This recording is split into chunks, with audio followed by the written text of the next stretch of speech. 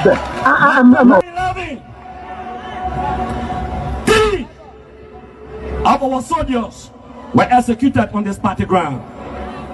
2 at the back and 1 right at the headquarters. The man who shot and killed our people today is a darling boy in the Liberian National Police.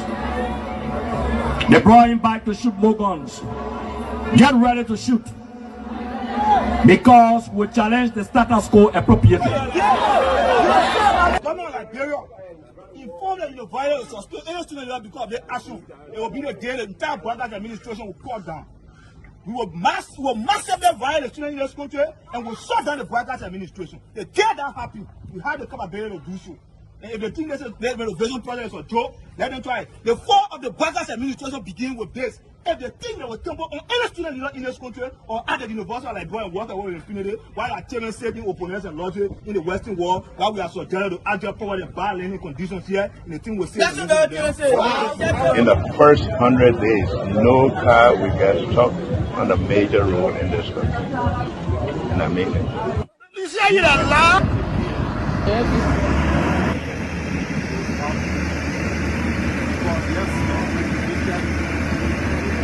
It's going down. First floor. There you have it. That led to decades of war still run deep. But so too does the longing for reconciliation.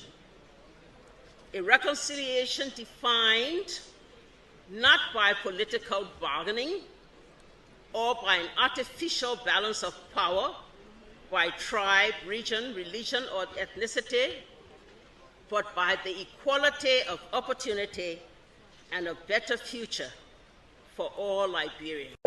Boga can lie, the government, all the ministers in the government, they can lie. Okay. They put a hustle, they put a hustle, they lie. Everything they say, they never say the truth. Today, the supporters of His Excellency Joseph Boakai presents him as a poor man from Lofa and assert that he will understand the plight of the poor people. Fellow Liberians, do not.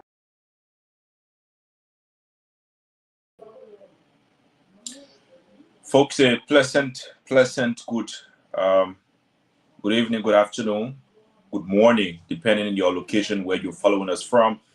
We want to say welcome. This is the Closing Argument on this Friday edition of the show. We want to say welcome. My name is Anthony Dan, and folks, it's always good to be here, and we'll come back on the show to discuss relatively pressing national issues, pressing and concerning national conversations that are hammering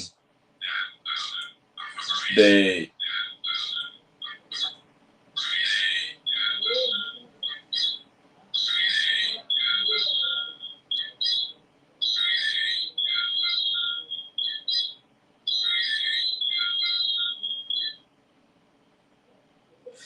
sorry for the feedback, but like I said, we come on to discuss issues that have paramount concerns, issues that are relevant to Liberia's growth and development, and this is the platform.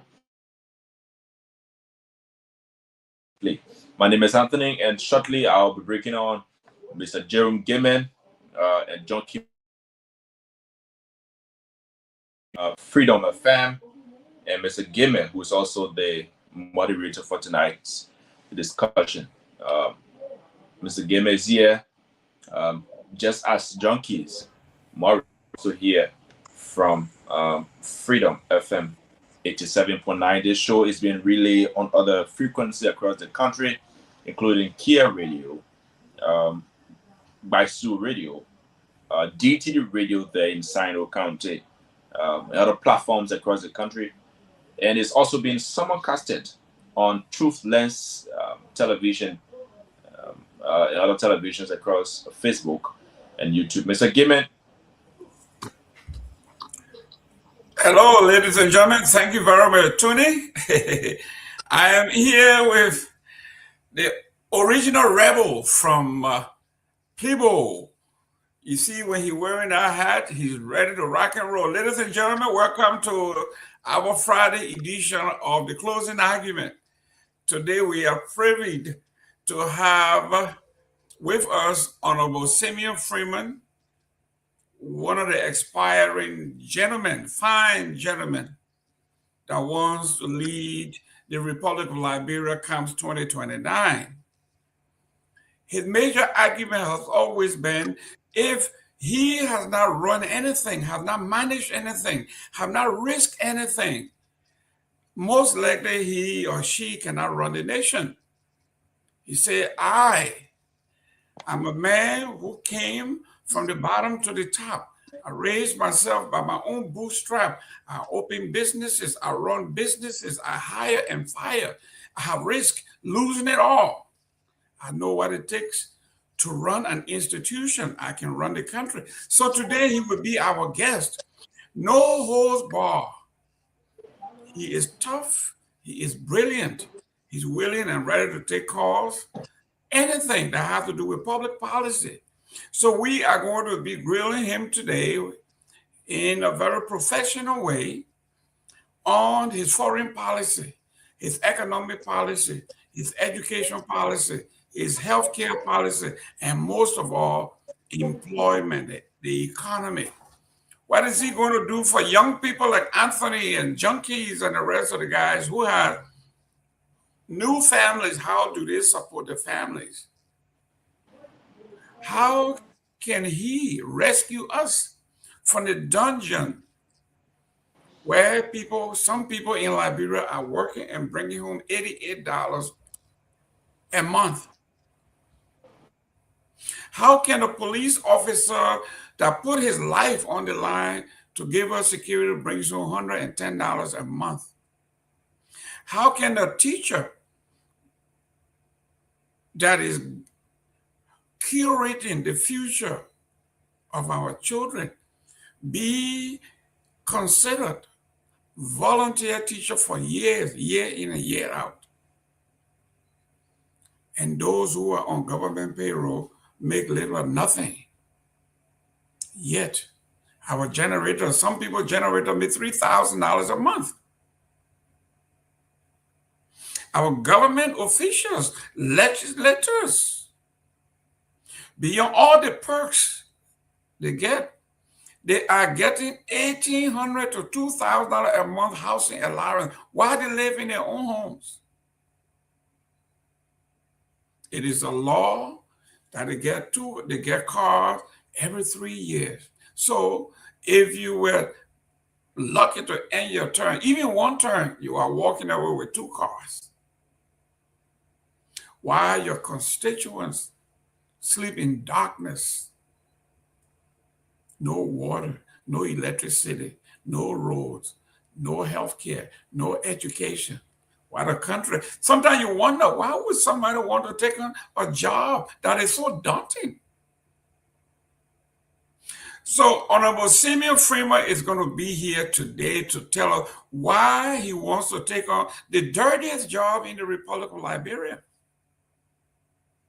Let me welcome Junkies Morris from our partner, Freedom FM 87.9. He's in the house. A young man born and raised way behind God's back. They call it Plebo.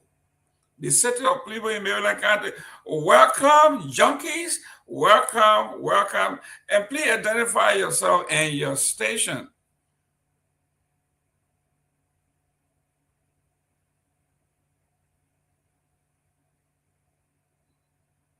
Freedom FM needs to Junkies, you're muted. You're muted.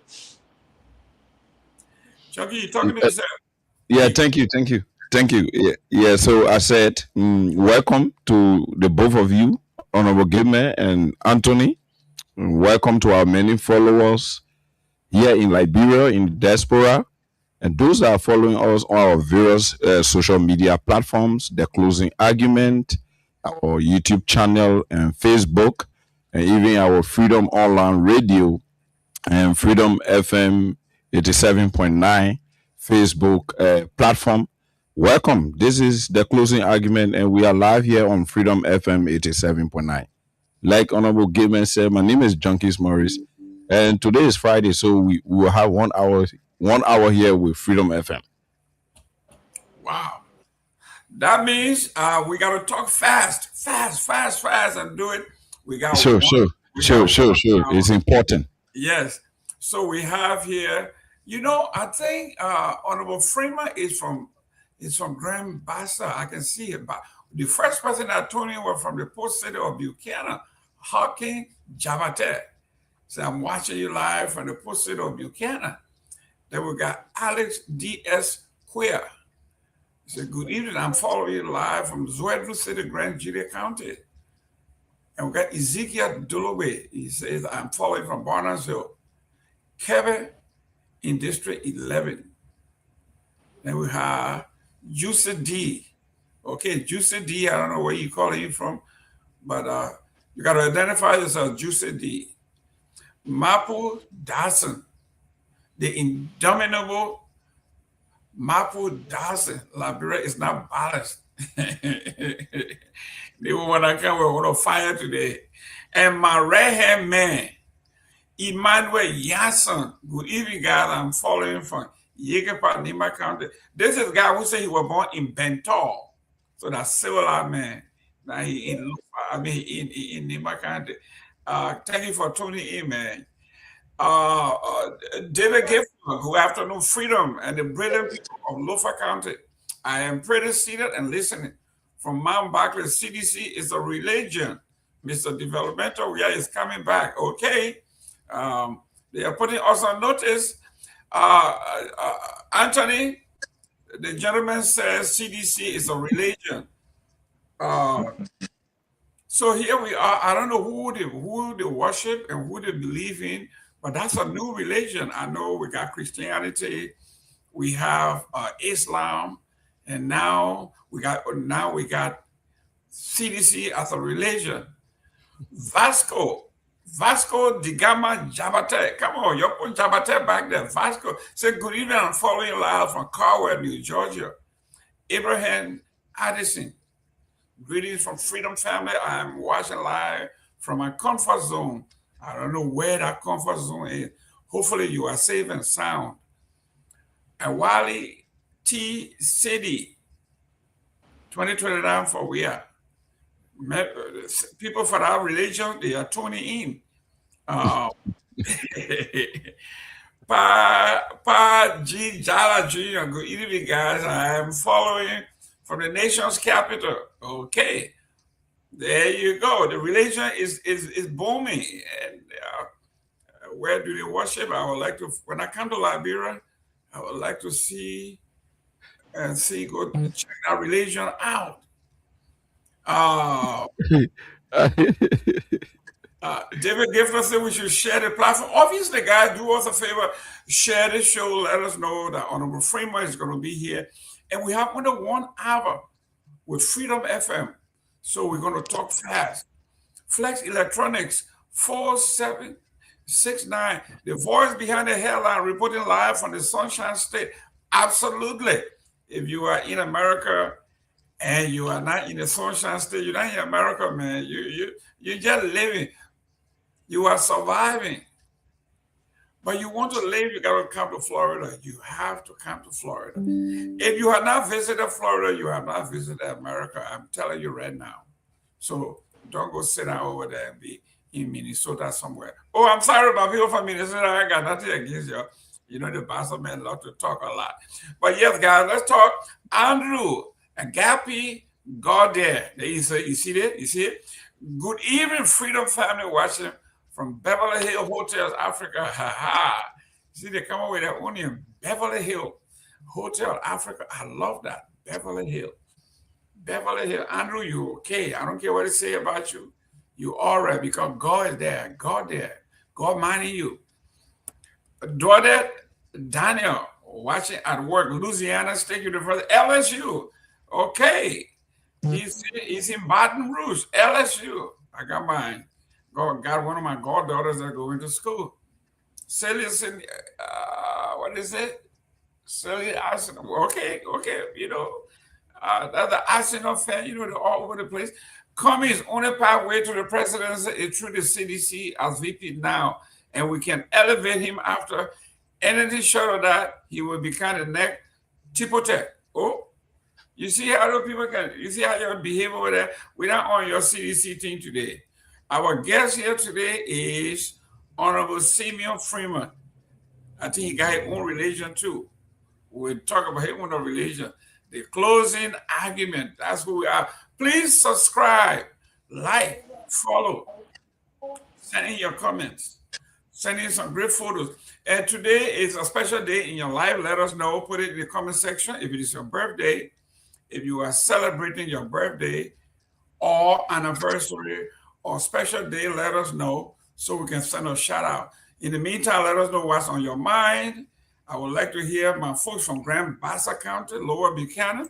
If you are in Buchanan, I want you, ladies and gentlemen, our guest is in the house. Let me welcome Honorable Freeman. I wanted to recuse myself because I've been getting tons of stuff in my mailbox that you are from Bassa and I shouldn't host this show. I'm going to be biased. I'm going to. What said you should I recuse myself? Would I be biased? Have you ever met me before? No, I have not. But if you're from Bassa, that's good. I want to hear about you.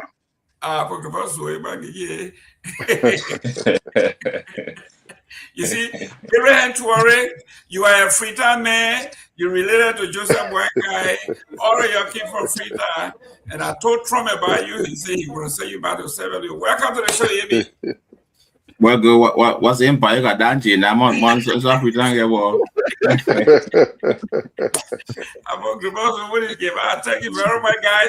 Honorable Freeman with me is Anthony. Anthony, I think are you from Nima or Lofa? So we can be balanced here.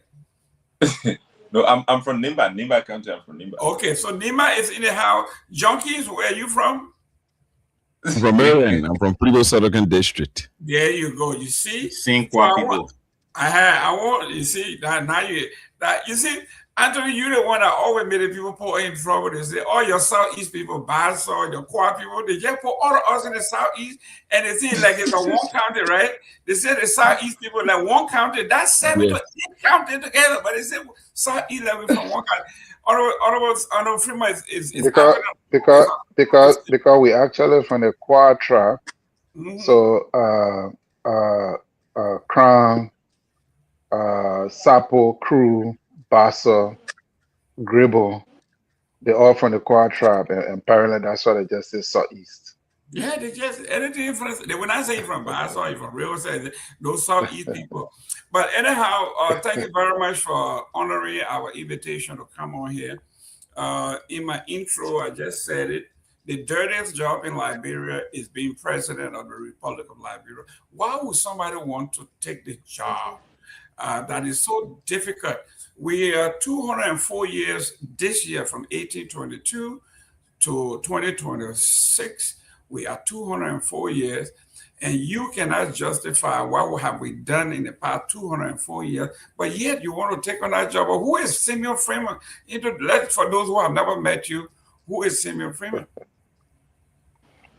So you call him Simeon Freeman. I'm a 7-day Adventist. And I have a master's, and I went to Colorado Technical University. I also school at LTN. And I'm married, and I have a family. That's who Simeon Freeman is. I'm also a businessman. Talk about how many boys and girls you have, man, so we can. So I've got 2 girls and 1 boy. 3. Oh, okay. See, so he's the girl's daddy. I got 3 girls and 1 boy. He got two girls and 1 boy. So we God mighty us. Today we are going to be talking about some of the things that you envisioned our country being. We want to talk foreign policy, health policy, the economy. I have followed you when I was in Buchanan. I listened to one of your speeches. You said, for those who have never managed anything, who have never run anything, it is almost impossible to gauge what their successes or failures are because they have never managed and they have never taken risk. Those are things that you have done. You have managed business, you have taken risk, and you have succeeded. So that makes you the right man for the job. How then our people keep picking the wrong folks? Well, I think 2 factors. The first thing has to do with, let's look at the basics. Somebody asked the other day, say, how come America ended up with two options between Biden and Trump? There are other candidates in America that who probably do a better job, but those are the options that avail themselves. It's the same for Liberia. Democracy is such that you have to mobilize the teams and you have to convince the right people that would then go out to convince the rest of the people. And so if you struggle with that formula, ultimately the outcome will not be favorable. So we hold ourselves responsible. Maybe in many respects, we have not been able to convince the right people that would then go out and convince the rest of the people. And I think we're trying to get that formula right. And that's why every time we fail, we learn lessons and we move forward. So I think this time around, we are very clear in terms of our strategies. We engage in the right segments of the community. And I think if we can adequately communicate um, our vision to those people that would then take us to the rest of the people, I think 2029 we get a totally different outcome. But it's a terrible thing to feel and then blame the people that did not make us president. They carry some responsibility too, but I think it's important that we reach out to them and convince them. And I think we need to be strong. We cannot wait for the 3 months or 6 months of the elections, prior to elections, and believe that we could, in many respects, create or influence outcome. And I think it's important that we do it now. That's why, in many respects, we're trying to form the right teams and go out to convince the people. Importantly, being president of Liberia is not a very difficult job. It's always about perception. I think being president is an amazing opportunity. A couple of years ago in Liberia, we only had the Liberia Telecommunications Corporation. The only phone lines that was in Monrovia was the house telephone. You could either dial it around or you could press the button. First, it was the dialer, and then later on, the button came, and you could just press the button, and the numbers begin with 22 and onward and so forth. And then a group of people from around the world saw an opportunity. Telecommunications is a big business. So even though at the time when we had telecom, we kept borrowing millions and millions of dollars, and telecom never really worked. Today, some of the biggest income earners are the mobile phone companies. Some of the biggest taxpayers are the mobile phone companies. Between these companies, they make about $300 million every year, something telecom was never able to make, $300 to $400 million. I'm saying this to say the work of the president of Liberia is actually an opportunity. If you look at Liberia, we haven't really given it a thought. Let's go back to the foundation of our country. Liberia was founded by two civilizations. You had the local people and you had the American Liberians that we call the Congo people that came to Liberia. And what happened? Even among the Congo people, you had two groups. You had the Black Congo and the Bright Congo. The Black Congo stay in places like you are from Bassa, so you see Hartford, Folesville, and what have you. On the Monrovia Belt, in the Monserrato side, you have Royalsville, Clay Ashland, Bromley, and all of those places. The Black Congo people move up country. Now, the Bright Congo people predominantly stayed in Monrovia. There were a few, one or two Bright Congo people that weren't very successful, and so they also moved up country. So even among the Congo people or American Liberian, there was division and segregation. And the reality is they were after the concept of self-preservation. So they wanted to ensure that they set up a system and structure that enable perpetuation of their leadership over a period of time. That led to the formation of a government that basically did not really provide services for the rest of the people. If you remember, there is this old saying, do not forget the pioneers' children. That was a statement they coined at the time so that opportunities were given to them. After this show, I will share with you guys some footnotes were written by a Dutch guy that wrote this stuff on Liberia called the open door policy. And this history started from as far back as he wrote from as far back as the 1820s up to the 1900s. It's such an important note I'll share with you guys. And there you will see that as the budget of the government of Liberia grew, or grew from 7 million to 10 million, from 10 million to 25 million to 50 million, so also the size of our government grew. So we did not grow the size of our bureaucracy because there was a need. We grew it because it was an accommodation infrastructure.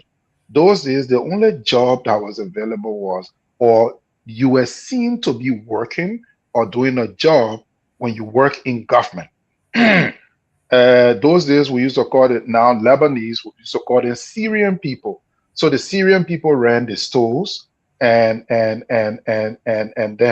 the rest of the working population or so-called Congo people basically work in government. That was the system that existed at the time. Later on, in the later years, they started to give opportunities to themselves. So, for example, you remember the Mims supermarket. It was the biggest Liberian-owned supermarket those days in Sinka, right where you have this place. I think it's on 10th Street or 12th Street or somewhere there. No, not 12th Street. One of those streets. I think it's 15 or so. It's opposite the GT Bank. You have the Mims supermarket. Then you had it also on Camp Johnson Road. And then you had the Mesorado group. You had one old man, he was old man Talker. He was the former public work minister. He was one of the biggest rice importers. In later years, they ventured into trade. I will show you a chart that will show you a whole data of ministers of government that had equity in insurance, in logging companies across this country, like the Padmo and a whole lot of them. I will share that with you guys so you can see and discuss that on your show in subsequent show. So in a nutshell, government all along in Liberia has been about those who are in the government and not those that are outside the government. So when you are part of the government, then you benefit from development. So ultimately, people that work for government, ministers, deputy ministers, whatever, assistant minister, they seem to have a life. They seem to have this affluence. If you are outside the government, then you just become part of the plan that's never really realized. So Liberia have always been like that. Then what happened? Then we had Samuel Doe. Samuel Doe came to power, and he didn't know much about governance. And what happened? You notice there became a rift in the Doe government. A rift, a rift arose in the Doe government, and that rift was because the Crown tribe was the new Congo people, because you had to be in government to benefit from governance. And so there was all this rift between the other tribes and then the crown people, because they had the presidency at the top that became more dominant and more assertive. And that culminated into the crisis of the 1990s. So Liberia have always had this governance structure that does not benefit the people. If you take a current look at the 2026 budget, you will see we claim to be collecting $1.2 billion, but where is that money coming from? A lot of money is coming from the port. Cost of everything in Liberia is very expensive. We're making so much money from the port through import. We're not really manufacturing much. Our base is low. And most of that money is spent on the preservation of a bureaucracy. Unfortunately, we have a president who believes in this large bureaucracy. He keeps creating new institutions. He has this whole listing of public officials that he's created, and they have to be funded. So significantly, we're still celebrating the wrong things. The other day in Bassa, the superintendent took, some people say 300,000, some people say $1 million to build a superintendent compound, to build whatever else. Those are all, how does a superintendent compound add value to the lives of the people in Bassa? They're still living in poverty. They are unemployed.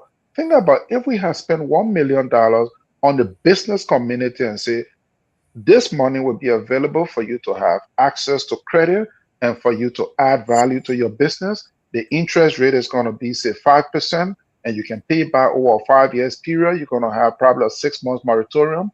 You would have created significant wealth. So governance in our country is about those who are within. Why do Simeon Freeman want to be president? I want to be president to change that. I want to reduce this size of government by about 40% the moment you make me president. Now, the argument has been, if you did that, there would be unemployment. And I said, no, that's what we call social economics. What do? You keep that workforce on the payroll so the ministry or the institution will exist, because of course you need legislative action to be able to dissolve a ministry.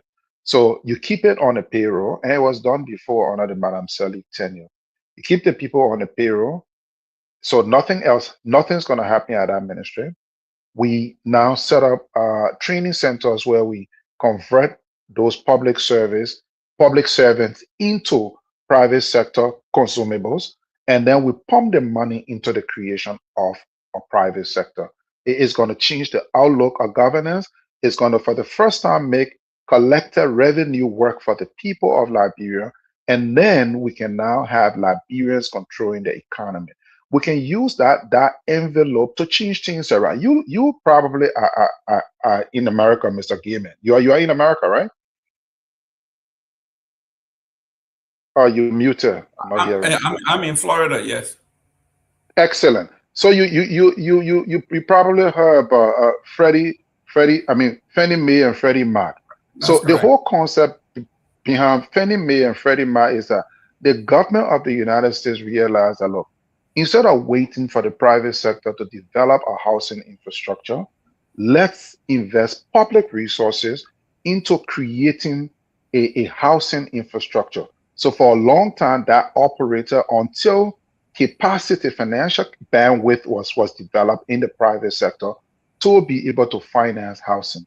Our answer to that was the National Housing and Savings Bank. Who broke it down? Public officials broke it down. They took the money, they never paid. Our answer was National Housing Authority. National Housing Authority became a political infrastructure because people that were beneficiaries of the housing arrangement were connected to high power government officials, and when they didn't honor their obligations, telephone calls will be placed and that whole thing will be silenced. So we want to make sure if you set up similar thing like Mr. Gaiman support me, you take 10 Mr. Gaiman, set up a Gaiman Incorporator, we'll pump the first 5 million into you for you to build housing units that people can then occupy. How are they going to own it?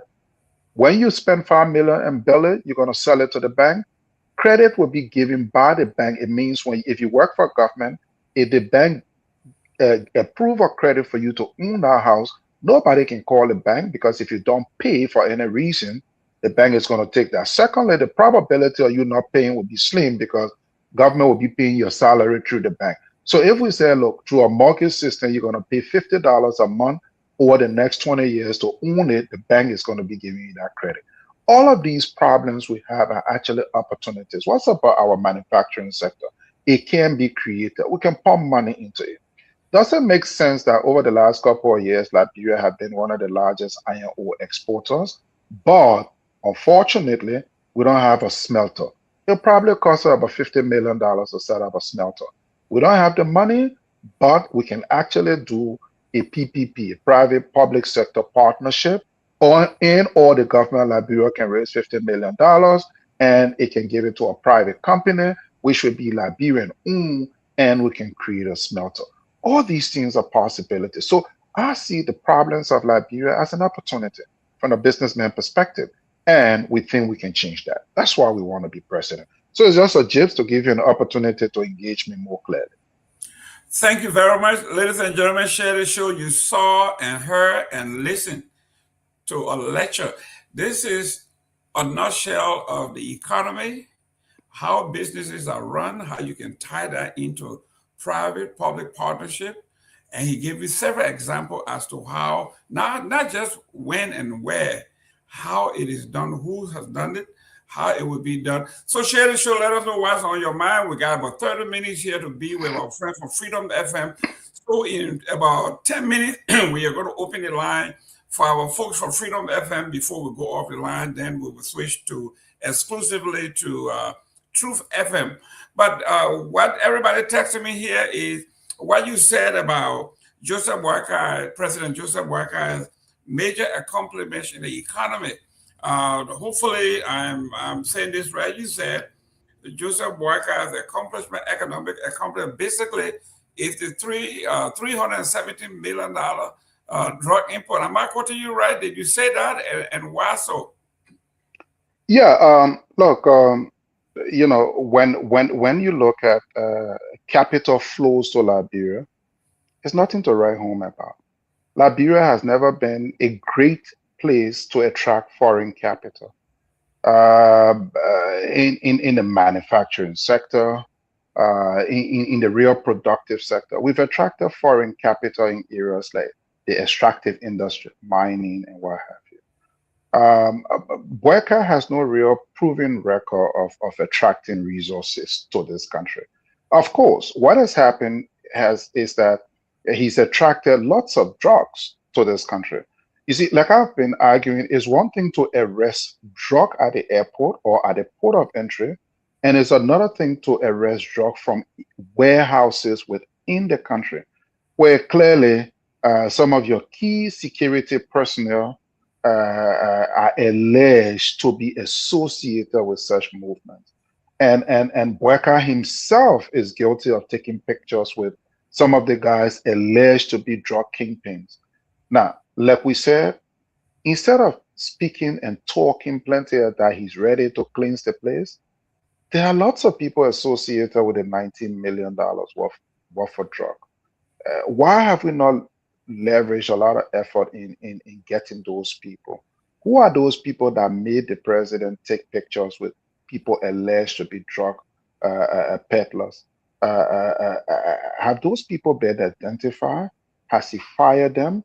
So just speaking plenty and talking plenty and doing very little, that's not what we want. And in terms of resource attraction, yes, he's attracted drug worth almost a street value of more than $500 million. That's what he succeeded in doing. We don't see President Boakai actually having the magnetism to attract anybody. Boakai is not a convincing orator anyway. And secondly, for businesses to be attracted, they need to talk to other businesses. You notice when President Trump went to China, you saw when he went to Turkey, even for the NATO summit, but his Chinese trip, who were the people on that trip? You saw Musk, you saw Jensen Huang, you saw all of the major actors in the AR space, in the technology manufacturing space, traveling with the president on government expense. When Boakai is traveling, he doesn't take business people. They take all of their CMO government officials. Do you think a minister of commerce will convince one businessman in one country to come and invest? Obviously not. It is business people that will talk to other business people. Secondly, our investment laws are not very favorable. The channels and conditionalities are quite stringent, and it makes it difficult. I'll give you an example. A couple of years ago, this small country in South America called Costa Rica. Costa Rica wanted to attract American pharmaceutical manufacturers. You know what they did? They came out with a strict clerical investment law. Come to Costa Rica. Once you come and register your business and set up your factory, the government of Costa Rica will pay your employees for the first 6 months, because obviously they know the employees, the people in Costa Rica have absolutely no pharmaceutical knowledge. So of course, those employees will be a liability to government in the first instance. So what did they do? They said, we're going to pay you. Then they gave 100% duty free for imported raw materials to convert to value.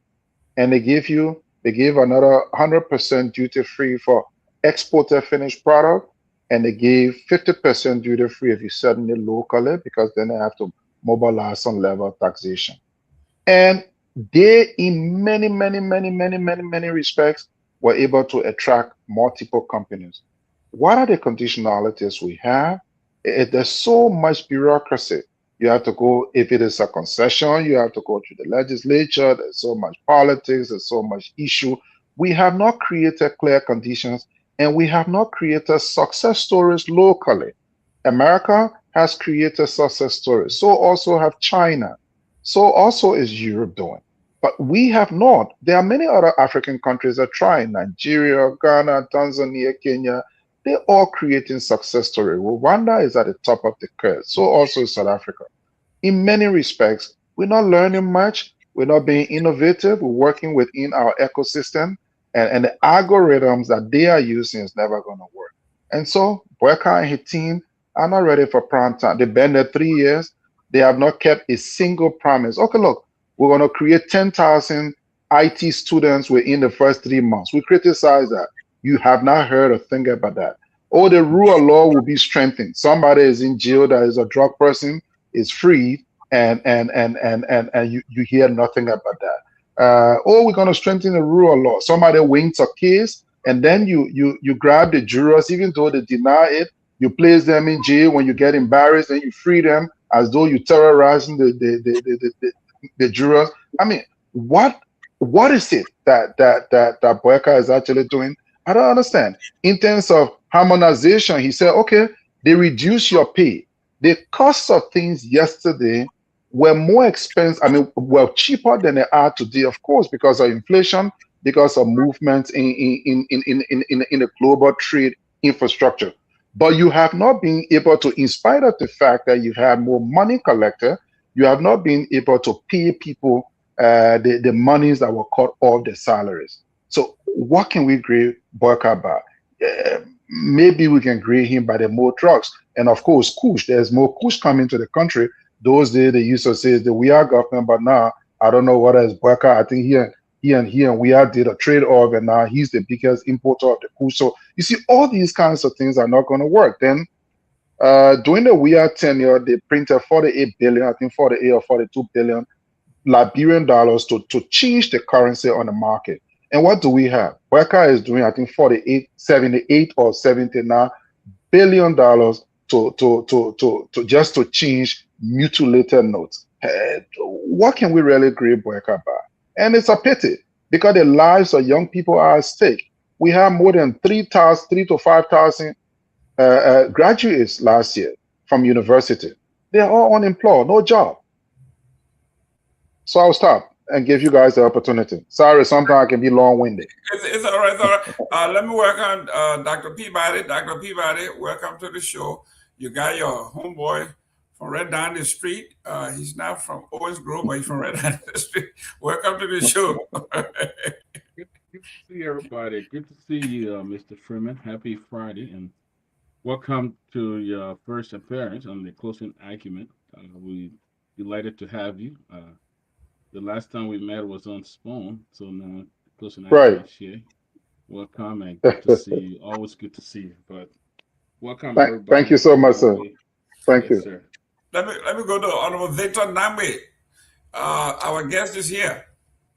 Yeah, and thank you. I've been following the show, Mr. Freeman. Thank you for joining us. Welcome to the show. I got to say, I've always thought you were from the Southeast, so I'm a little bit disappointed that you're not a Bassa man, but I like your ideas. I'm fascinated. I'm fascinated by, the ideas that you put out. Yesterday here, one of my brothers here and I were debating your proposal about converting the executive mansion to a 5-star hotel. I hope you have some time to expand on that, but welcome to the show. Yeah, thank you so much, Mr. Namwe. You know, the issue of the executive mansion, many times when you talk to people in Liberia, the first thing they say to you is, senators and representatives in this country makes this, and so we're supposed to make this. But then they don't argue that the GDP of Ghana that pays their representatives and senators less than we pay our representatives is actually about $70-something billion.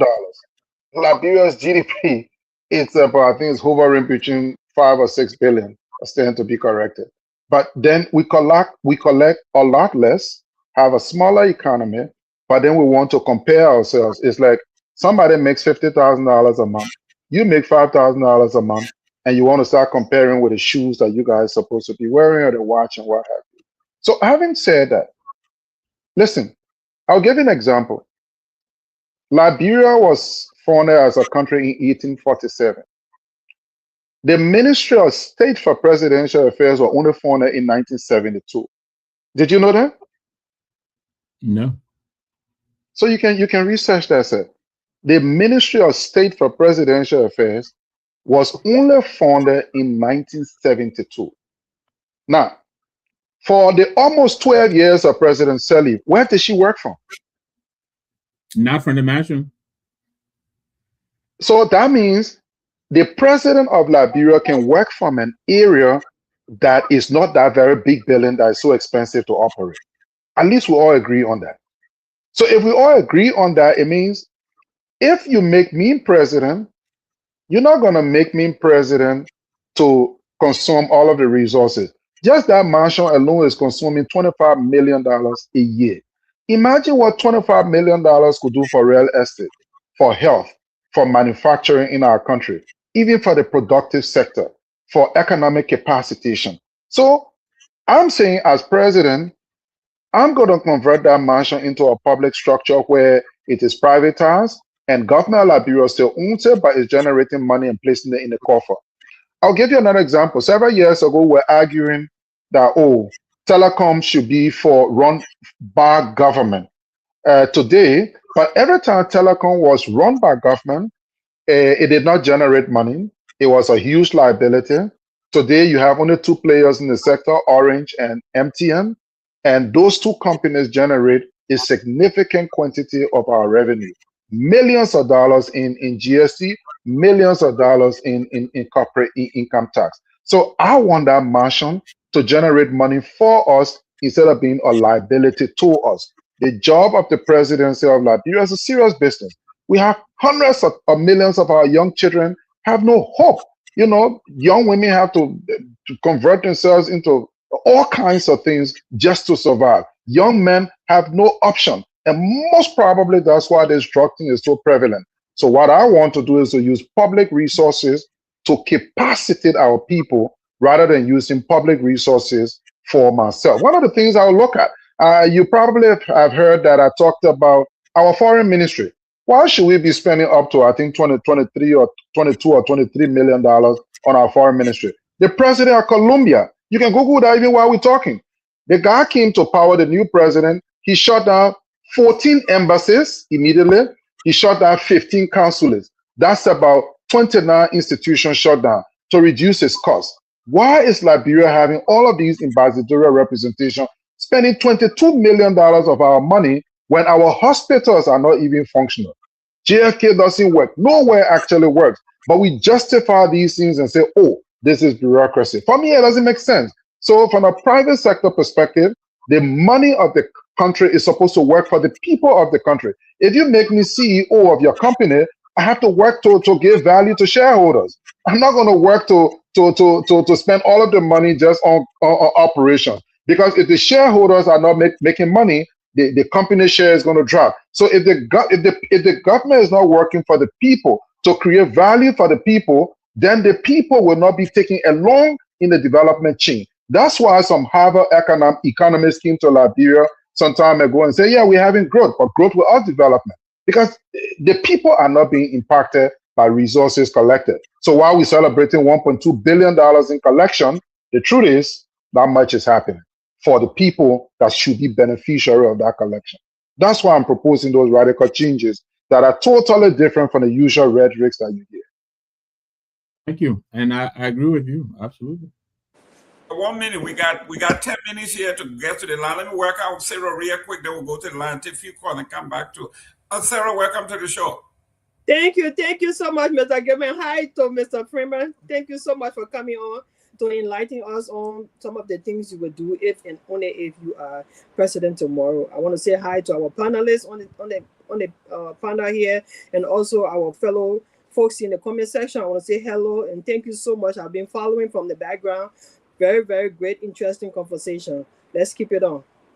Great. Junkies, let's go to the line. You got 10 minutes. Let's take a few calls. Then we'll go to Mr. Toure, then Anthony, and then we go down the line. We got a lot to talk about. It's going to be hot.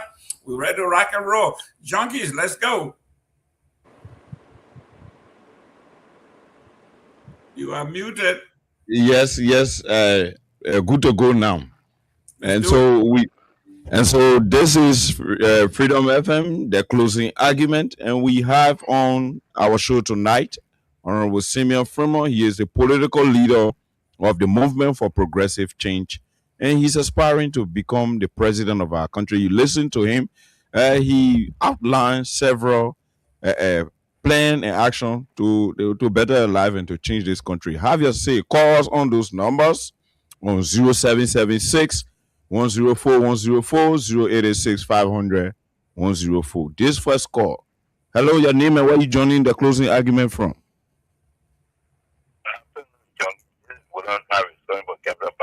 Yeah, quickly, 15 seconds each.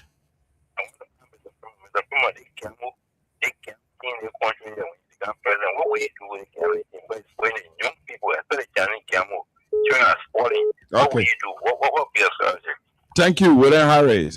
This other call on line 2. Your name and where are you joining the closing argument from? Hello, I'm calling from Joseph Do. Welcome, quickly. Yeah, okay. You sound good. No, that's a cool thing that they always say, but when they get there at the same show, we have heard that plenty from people.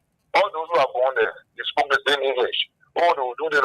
As soon as you go there, you can't see it again.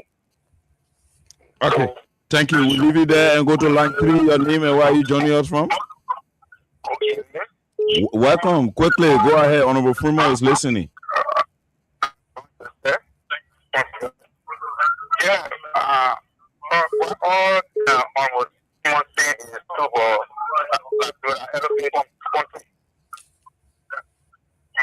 okay, we'll leave it there, brother Elephant Country. And this call back to line 1. Your name and where are you joining us from? Hello? Oh, that call slip. This other call, your name and where are you joining us from? Line 2. I'm Mr. Rune. I'm calling from where? And you got 15 seconds, quickly. Okay, very good. You see, Mr. Senior cannot make a good president. Mr. Senior and Bob. Hello? Yeah, hello. I'm James calling from Joseph. Yeah, then we got 15 seconds for you, quickly. Okay, only one of the national issue that the man brought out, I think that could be the best thing because as you were saying, somebody was saying there that the money should be generated to help the country. Because we the poor are the only one that generating funds for this country. We pay taxes and we can see how it is used. So it can also be over there, we the poor will be helped and the taxes will grab for us and we're able to live comfortable. Thank you. Okay, and we'll be able to live comfortably. Call us on those numbers on 0776 104 104. This other call on line 4. Your name and where are you joining us from?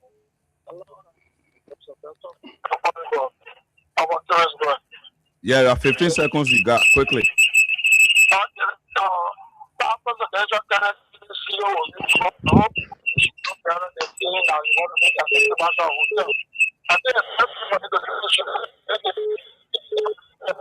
Yeah, you are coming in faint. So we leave you and go back to line 1. Your name and where are you joining us from? You are our third to the last caller. Yeah, I am William Stewart. I called from Brother. And so utilize the 15 seconds. Yeah, I want to applaud Mr. Freeman. Yes, that in this country we don't elect those people with future-minded and love this country. Always go according to popularity. My question to Mr. Freeman, if he become president, what will he do to generate on that?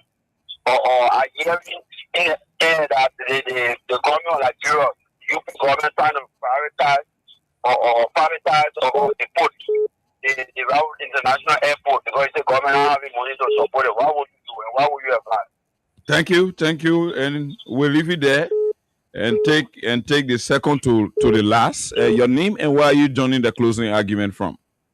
Mr. Rooney Johnson. Yeah, quickly. Hello? Quickly, go ahead. Very good. I told you that Mr. Singh cannot make a good president. Mr. Singh and on his particular show the other time. Yeah, so listen. Hello? He's looking for powerful people. Hello? Number two. Hello? Hello? Yeah, so take your time now. Take your time. He told us that he was bringing in cattle. That was the beginning of his riches. He was bringing cattle. Okay, you address that. Since we don't have time, we'll go to our last call. Hello, where are you joining us from? Dwindle the volume of your monitor. Calling from the country of West Point. That 15 seconds you go. Yeah, I want to start your studio guest, Mr. Fimo. Good afternoon. God bless you for your political ambition. I support it well, and I will be one of the men standing the gap to mobilize for the township. Okay, we take this one as an exception. This exception. Welcome. 10 seconds. Quickly. Yeah. What Mr. Fimo is saying, for me, I don't believe it because as a politician, they can't tell plenty, can't do nothing for us. Okay. Okay, so that's how we want to call it a night. We can take Hussein Kewu for 7 seconds. Hussein, quickly. So, let's say good evening to you, and good evening to your guest studio. And like you said, I'm Hussein Kewu, calling from Chicago. So, a quick question to your guest. As the senator of this government, can you point out any progress that you know of? Okay. So Hussein, the honorable man got your point. My time is up. And so, Honorable Gilman, Honorable Simeon Freeman, you listen to the callers. But I have to go from my end here. Excellent. Thank you so much, sir. I did take note. I know he took note too. I know. Yeah, and so as I leave, I want to leave this question with Honorable Simeon Freeman because I did not have the time to ask. Okay. Yeah, so I want to know what's your position on the domestic investigators taking charge of this case that we are continuously seeing individuals who are in higher positions at the level of the security apparatus are being involved and names are being called and traces are linking most of them compromising the authority to lead the investigation process. And how do you see that and people like us calling for independent international investigators? And to close, I will also want to know, since indeed you have this idea of making Liberia better, you have the intellect, you have all of the know-how in terms of mitigating these problems we've been faced with perpetually and perennially as a government, and you do not have that numerical advantage over the times if it had been shown. What's your take as it relates to a perfect collaboration in the opposition community to unseat this government that is leading the country? Those are my questions, and good night. I wish you well, Honorable Simeon Freeman. Thank you so much, sir, and you have a good night. Thank you. Honorable Freeman, I know you took notes. I took notes too. Let's go over some of these questions, then we'll go back to our panelists. But I know you took notes. Let's start with the one that I took. The guy said, every politician says the same thing. But then when they come to power, they revert to the status quo. So that tells me that the people have no confidence in politicians anymore. How do you break that cycle? Well, it's you know, the problem is like a razor blade with two edges. The people elect crooks, pretenders, to power, and they expect those crooks and pretenders to liberate them from poverty, and deprivation. So ultimately, they keep electing the wrong people, and then they blame the very set of people, that they enable for leadership. I'm totally different. Never worked in government before. Worked in the private sector throughout my life. I started from poverty. I started by selling on the streets of Monrovia. I rose to the rank of where I am with businesses, not just in Liberia but elsewhere, uh, across the continent. It's been a difficult feat. Many times when these things are said, people take it for granted. It takes discipline to leave Liberia, go to America, and rise up to being a multimillionaire. It takes a lot of discipline. It takes a lot of discipline to go to America with a high school certificate and get a doctorate degree. It takes a lot of discipline. So when people let us avail ourselves, it's also an opportunity. But because too many people have failed, so the conclusion is, oh, politicians are the same. They say these beautiful things. But let's take phase one. Boyka entire life he worked in the public sector. Boyka was LPMC managing director in Lofa. He became Minister of Agriculture. He wanted to be vice president to do that. Didn't work. Moneyba took the job. He got pissed. He succeeded in being vice president to Ellen. Nothing really happened. Now he's president. So Boyka doesn't have a make it happen capacity. When Boyka stopped being vice president, he could hardly pay his own bills. In my life, it's totally different. I pay my own bills and I've risen to the top. So I'm bringing a lot of experience. So the commitments that I am making are doable. And the reason why, whenever I say it, I always refer to other countries because these things are doable. Let's talk about the foreign ministry again.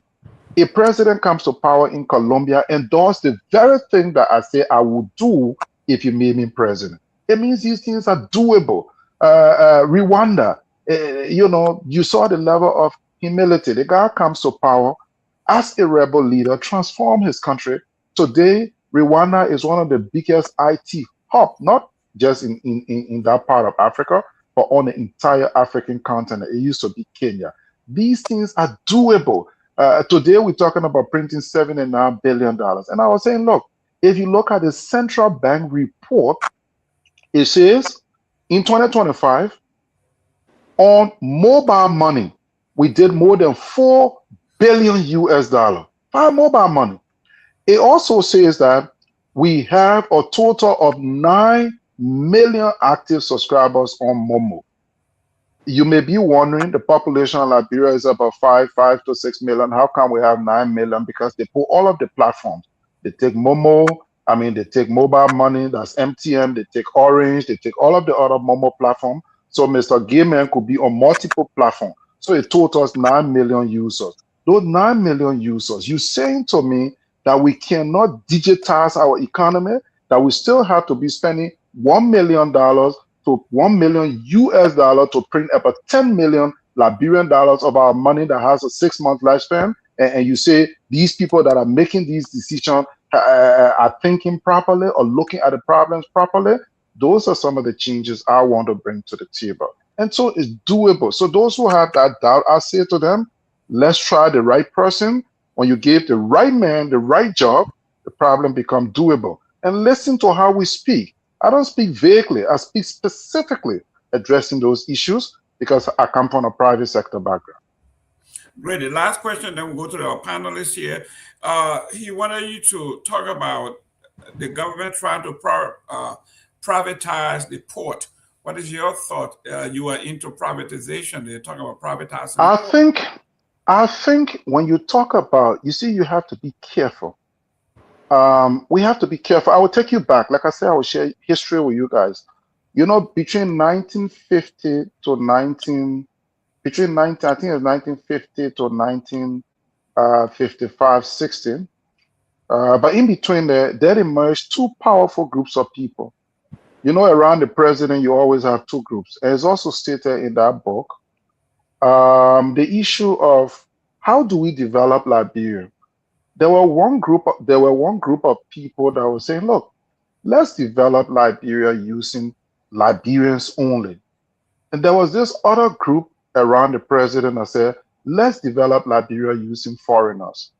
That group that was more powerful around President Totma at the time was the group that prevailed. And so Totma launched the open door policy. And the purpose of that book was to evaluate that. Now let's turn it around. If we had developed Liberia using Liberians, we would not have had this disaster that we have today. Would I look at probably privatizing the port? Yes, I would. But I would want to make sure it is run by Liberians and Liberian businesses. If they don't have the means and the resources, our state government will be willing to guarantee them having access to the funds that they need in order to run it. You see, if we go back to yesteryears where in the case of all of the other companies, take today B Mountain, our gold is being exploited by a company taking out of Liberia, no value is out there, few people get some kind of job and that's it. I don't see me, friend, I wouldn't want that.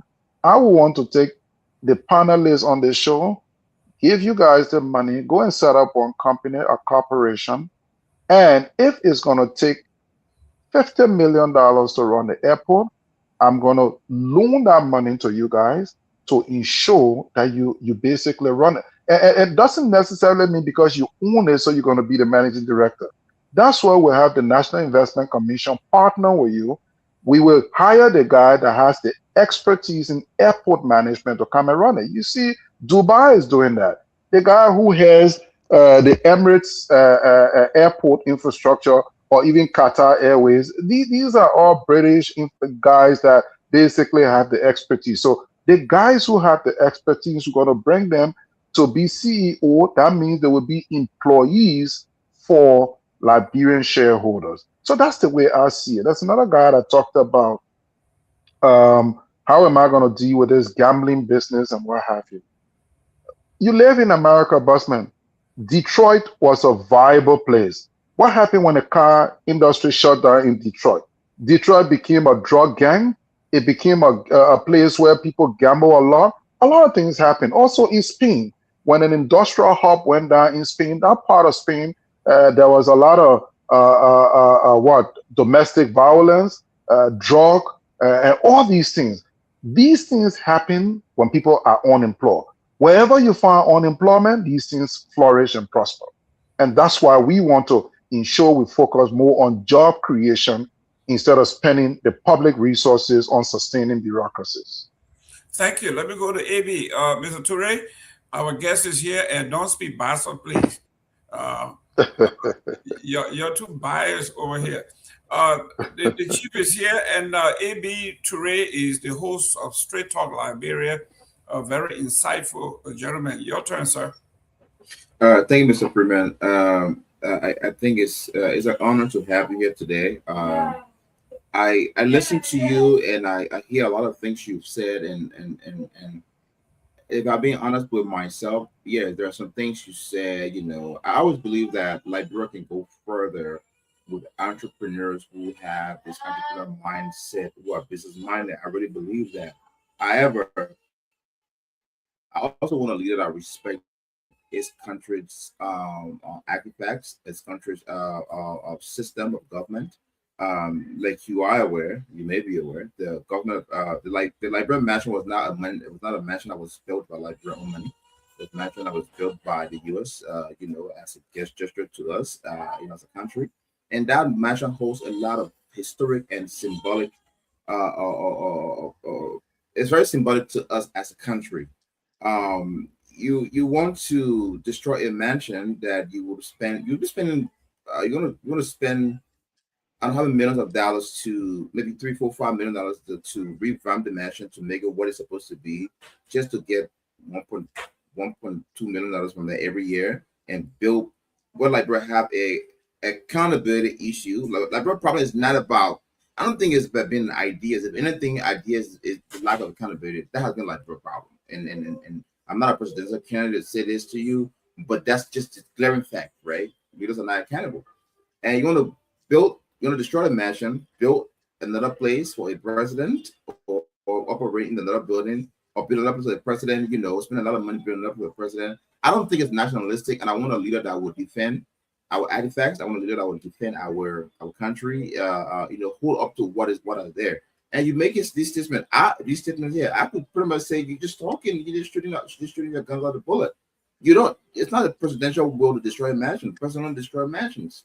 You know what I mean? You have to have congressional agreement. So, what's your question? No, I'm making a statement before getting my question, right?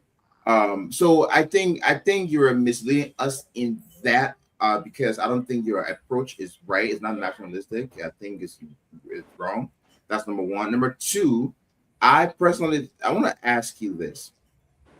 During the 2018 thereabout, you had a company, I think you have Vist Water back, but by that time it came around 2014, 2013 thereabout. Vist Water operated in Liberia. Subsequently, Vist Water became what it was, and you had to shut down. I think you're trying to do Coca-Cola or what? I mean, manufacturing drinks and stuff like that. You shut down because you said the economy was not good. Recently, you said Joseph Boakai government had not done nothing good in the country. All they had done was to bring drugs. Now, before he came to the power, he shut down because the economy was bad. It was bad at the time. Now you just did a tour, which one will infer trying to reopen the area.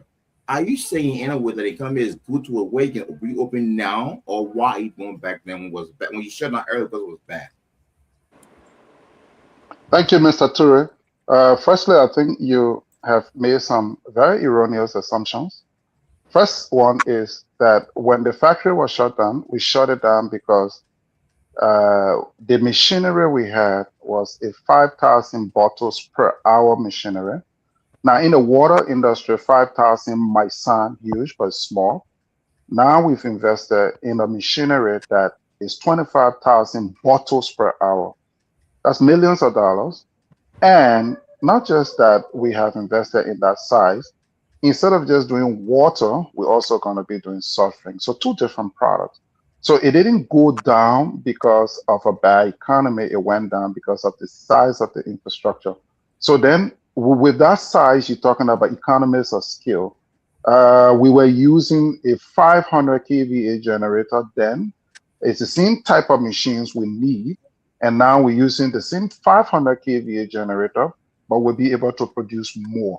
So that 500 kVA generator uses about 25 gallons an hour, 25 to 30 gallons an hour. Now that's a lot. So if you're running it for say 15 hours a day, that's quite a lot, lots of investment. So you see with 25,000 bottles, we get a lot more because our operational costs will be absorbed by the quantity of output. So that's why it was shut down. So now with the opening, we have to expand the facility, and that's what the investment was about. So on the flip side of, in terms of the mansion and artifacts, the number one responsibility of a president is to look after the well-being of the people of the country. It's the job of a CEO. If you have a company and make me CEO, or you probably are invested in the stock market, the companies stock that you bought are those companies that are doing very well.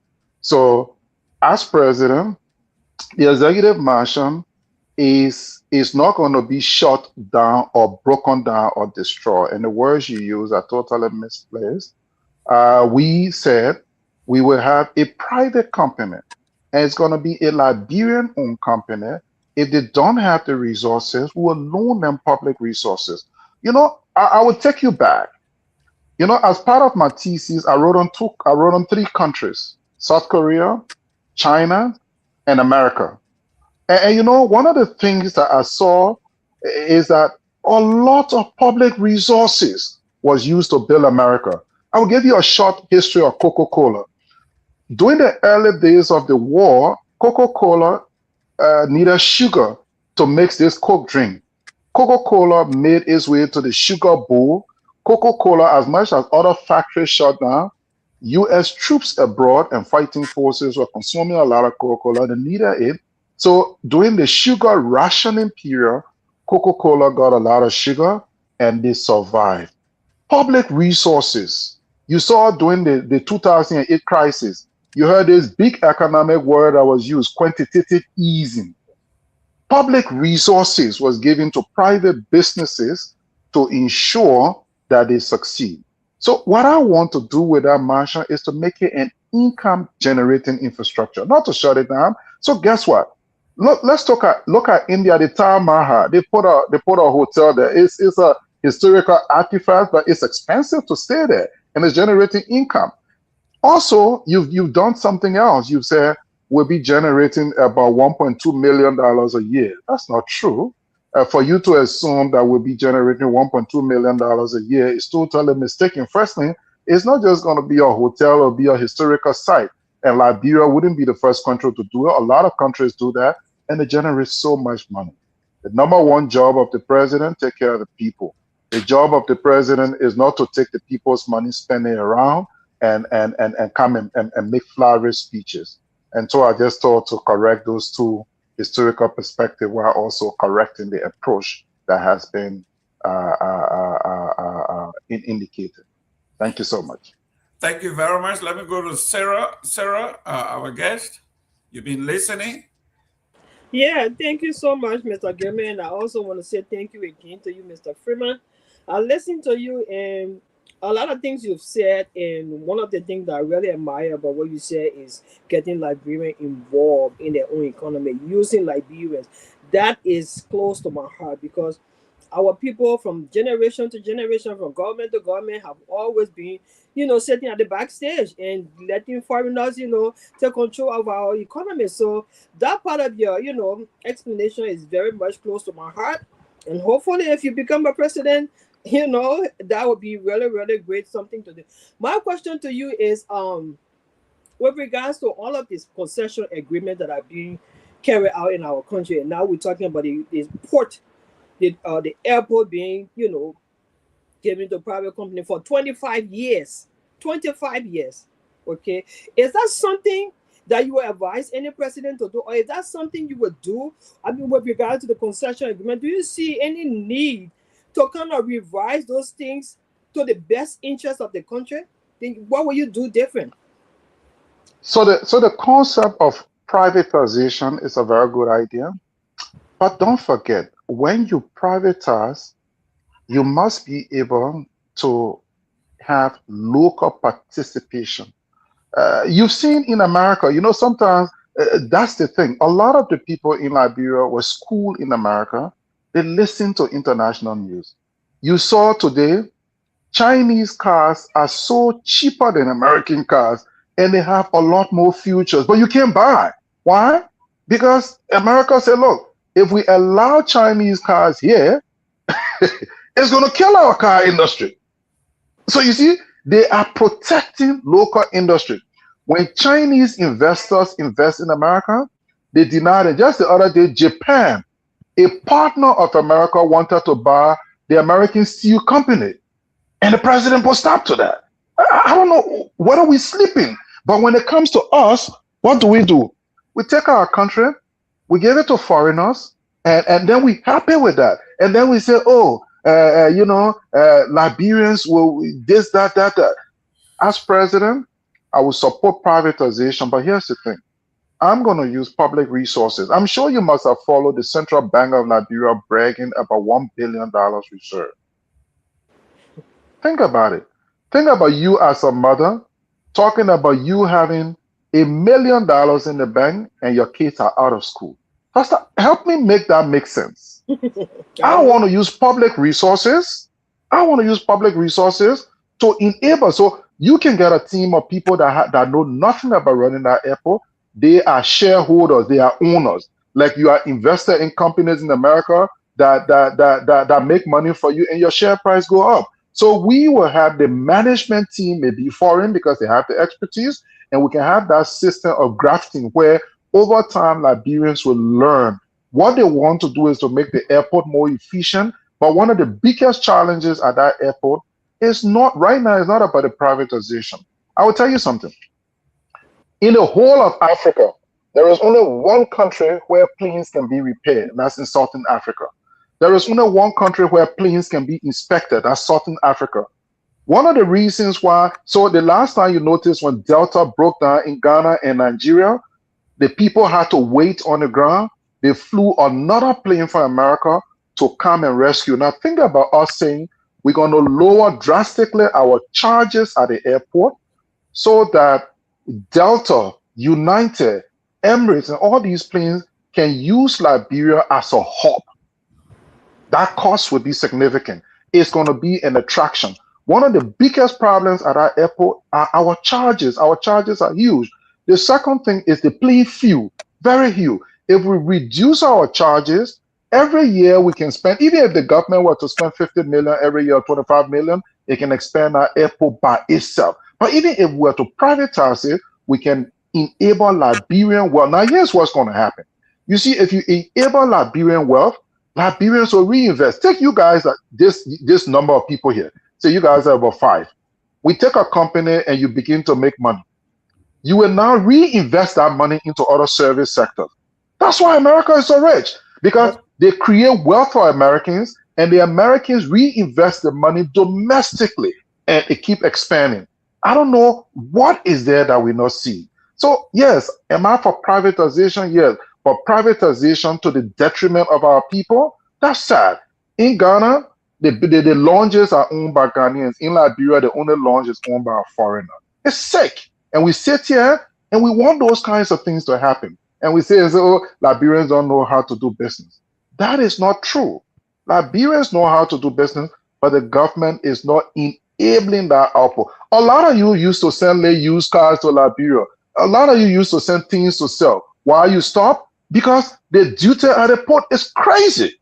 It is. And when you pay a container tracking number, a medtech fee, this other fee, APN terminal, MPA, when you're done with all of those fees, yep, you find yourself totally uncompetitive. And so a lot of you stop the side business you are doing that would have been the stepping stone to returning to Liberia. Those are the things that's really killing us. We need to reduce these taxation, because that high taxes may be giving us high revenue, but that high revenue is costing us competitiveness in our own economy.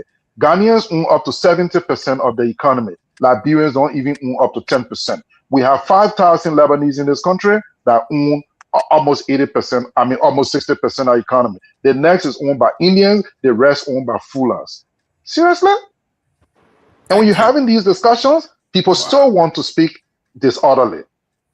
Thank you so much. Mr. Peabody, Dr. Peabody. Hey, Mr. Freeman, good to see you again. That'll be Dr. Peabody second time around. Oh, no, I haven't spoken. Why you see you That's want not true. I haven't spoken at all. The first time I just introduced him. All right. Dr. Peabody, go. They let talking No, about. they're going to do no Pastor thing, yo. Let other people. You better speak up. Mother Freeman. It's our pastor solidarity. Yeah. Mother Freeman. Yes, sir. Good to see you, man. Yeah, my question. You talking some great things here. You know, one of the things that have caught my heart over the years is when I walk into that business lounge at Robertsfield, eating Ghanaian jollof rice and drinking Ghanaian wine and stuff like that in my own country. It makes me sick. In fact, sometimes I will not go there. I refuse to go there because I cannot be in my own country on a Sunday and eating Ghanaian jollof rice and Ghanaian fried chicken. We give it out to foreigners to rent, and it just shows that it implies that Liberians are not capable of running or even doing catering business and stuff like that. It's sickening. But that came from the previous government. You know what relationship they had or what they didn't have. They did that. But let me ask you this question. You know, I listened to you. You were talking about the days, the so-called unquote conga. Then the dough came. They had the crown conga. Now we have the lofa conga. Now, all of that. One of the things that I wanted to ask you about is there is a report out there, and that report is very legit. The president's son, someone that he read, Dr. Tama, who was at JFK, built a clinic in Liberia just recently. The president was there to inspect that for the dedication of that clinic. Now there report that Dr. Tama, who is the husband of Louis Tama, who is the business manager at the Minister of State for the president, Louis Tama, Now there are reports that they are using some of the medication and things that were intended for JFK, and it's going to the clinic. I mean, the hospital. Could you throw some light on that kind of broad day corruption and nepotism? Can you hear me? Yes. Oops. Can you hear me? Yes, we can hear you.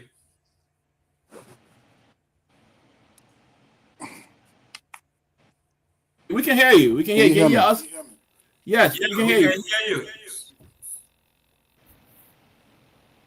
The corruption people that call you loud. You may have to go out and come back in.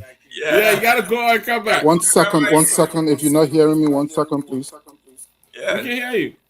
You don't mess with Tama. Tama will get you. He's probably not hearing us. Yeah, I think he's on his Bluetooth. Can you hear me? Yeah, we can hear you now. 1 second, 1 second, 1 second.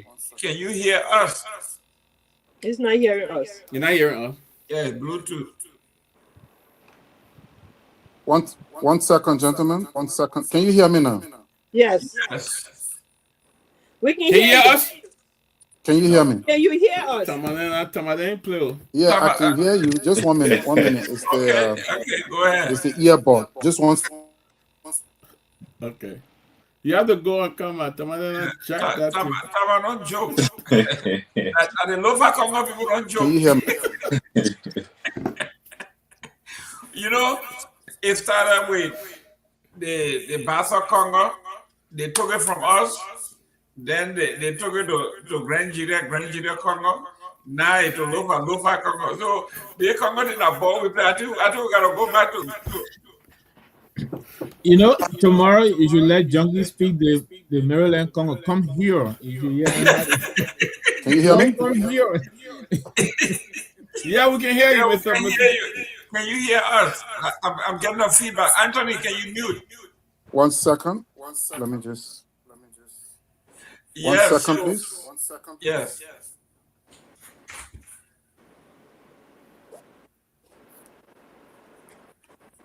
Mr. Simon Freeman. Maybe he can't hear. The Basa Nietzsche people them 1 second. got his phone going. Water. The Nietzsche got nothing on the Tamas. The Tamas The people. Nietzsche. All along, I thought Mr. Freeman was from Cape Town. That's what I thought. Oh, okay. Don't let the name fool you. The Basa people get children. But let me go to Anthony. Anthony, what's trending on the ground? What is it that people are talking about while we wait for the chief? Yeah. So thank you, Mr. Aguiment. Today has been a day filled with controversy in Liberia. As you may be aware, there has been link and not link. I'm not dead, and I'm a name. I'm not part of it. All around the country since the drug bust occurred, and yesterday, between yesterday and today, activist Martin K. and Colley has been revealing, her facts all along the internet. I think some of you have seen them, and one of them happens to be a close relations between the private bar CEO George Leroy Harris and the ITIN LDA boss Fitzgerald T.S. Biago, who is also serving in the capacity as the Human Resource Director at the Liberia National Police. The vehicle he currently owns in his convoy, the gray pickup, according to Martin, it was gifted to him by George Leroy Francis, who is also Leroy Harris, who is also called George Y. Harris. That happens to be his real name. And as usual, the agency has come out. They've come out and they issue a debunk to the allegation. They've said their boss is not in. They know of that. He did not receive any gift from anyone that's linked to drug cartel and so he remains. His integrity remains on the high. I mean, as a game, and that's what's unfolding in Liberia. It's very, very interesting. We'll try to bring that on a little time. Excellent. Can you hear me now, Chief? Yes, I'm back, sir. I apologize. I apologize to Dr. Peabody. So can you kindly go ahead, sir? I apologize. I think my No, you earphone asked on a the other question. I'm side just going to went make it dead. short. I'm not going to Right. talk long. I'm going to make it short. I think I was just referring to a very credible story that came up today in Liberia. It's credible. It's about the administrator of JFK, Dr. Tama, who's married to Louis Tama, who is the business manager for President Boakai. They built a hospital some time ago in Liberia. I think it's called Ocean Hospital. And President Boakai was there for the dedication.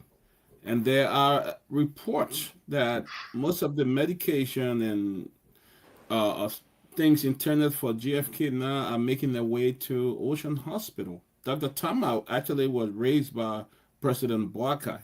I mean, so how do you address this kind of broad day corruption and nepotism? How do you address that? I would like to be careful. You see, in Liberia, people like to smear people's character and be very derogatory about people's image. I think if there are hard facts, JFK can be audited, and I think the audit report will show if indeed drugs intended for JFK were diverted to a private facility. I think it's only fair if you were in that position, or any one of you, or any relative of yours. I think that would be the best thing to do. The best thing to do is do a spot check. You have the Internal Audit Agency, you have the General Auditing Commission. They can do a quick forensic audit and determine how much money came in, what was procured, and how it was consumed. In that way, we have hard facts and the people can be prosecuted.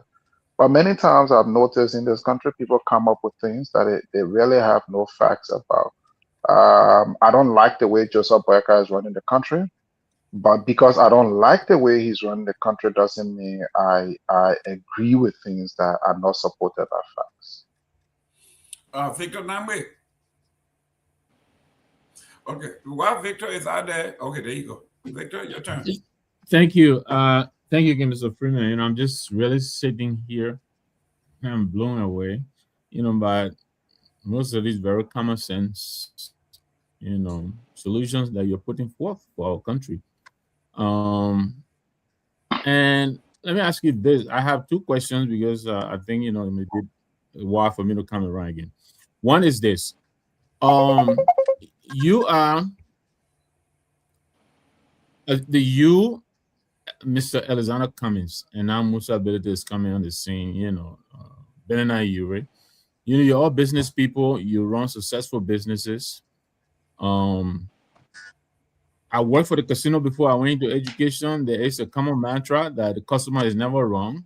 So in our Liberian scenario, the electorate is never going to be wrong.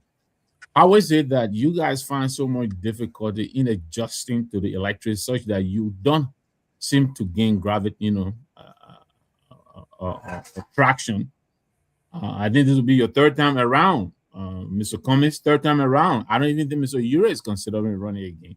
So I'd like you to address that with all these brilliant ideas. You know, I read some of your suggestions, proposals, but this is the first time I'm really listening to you at length, and I'm taking away. So I'd like you to address that. My second question is this: you are the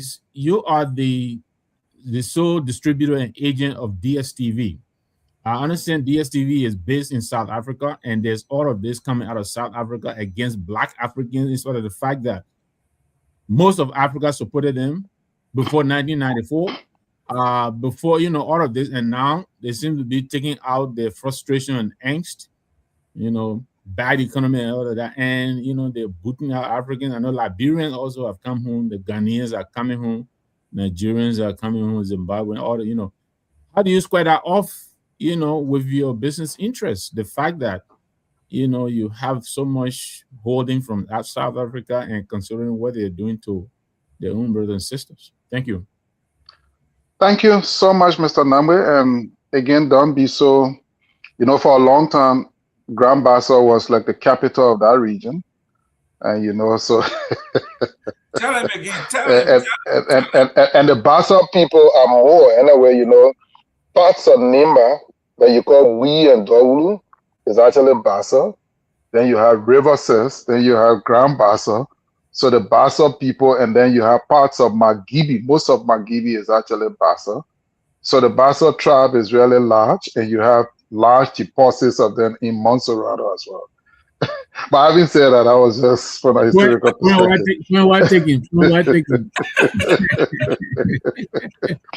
Anyway, having said that, on a more serious note, MultiChoice, the company that owns DSTV is the product, is owned by a French company. So Canal Plus bought over MultiChoice. So it's no longer a South African business. But be that as it may, let's assume it was still a South African business. I would say to you that most of what you see on the television is happening in places like, for example, West Point, Clarendon, Logantown, those kinds of places. In the urban parts of South Africa, they're not really happening there. There are lots of foreigners living in South Africa in urban parts. You're never going to see that in Sandton or in many of the other parts, Rambur and all that. Now, you have places like Alexandria, Soweto, the townships where there are lots of Black people that are poor. And so the successful Black people from other countries in their midst tend to invoke envy, and that has led to most of the things you see. Is it justified? No, it's not. But again, it's like holding. It's like say Liberians in Liberia start to strike at Nigerians, and then somebody say, "Oh, but a Liberian man in Simeon Freeman has a sugar factory here in Nigeria, so let's go after it." Or we start to misbehave to Ghanaians in Liberia, and somebody say, "Oh, Simeon Freeman has a lot of investments in Ghana." I think we need to separate these two things. It is individual actions within certain enclaves that is not widespread, even though it's very bad and it must not be supported, but it's totally not linked. It's two different things altogether. Having said that, coming to the issue of collaboration, like you heard me say in Grant, we're very open to collaboration. We're fully aware that the Liberian political infrastructure is such that we have to talk to each other and we have to work with each other. But hey, we have a long time ahead. From the MPC perspective, we're launching quite a lot of youth programs. And those youth programs, in our mind, will give us access to the youth in very unbridled ways. And I think will influence youth mindset. We're working with a lot of young people in different ways, and you will begin to see those fruits. So we don't think that our performance of yesterday will be the same outcome today, because our strategies are totally different, and we're working and engaging with them in a totally different way. But again, in the same vein, we're open to collaboration, and we want to work with our compatriots in the opposition to ensure that it's not about just kicking Boyka out, but to ensure that we can bring better governance to the table. I'll give you an example. In South Africa, as a result of the way South Africans voted, you notice power issues disappear in South Africa quickly. In the last administration, about a year or two ago, South Africa was having serious power problems. Now, with the new administration, the minister of our ministry is from the ANC. The deputy minister is from another party, the DA. The other deputy minister is from another party. So as a result, you have that rainbow infrastructure leading the country. And so like everybody is watching the other person, and that has led to a better outcome for South Africa as a country. They've become more competitive and what have you. So I think if we came together with those kinds of discussions, it will help us quite a lot.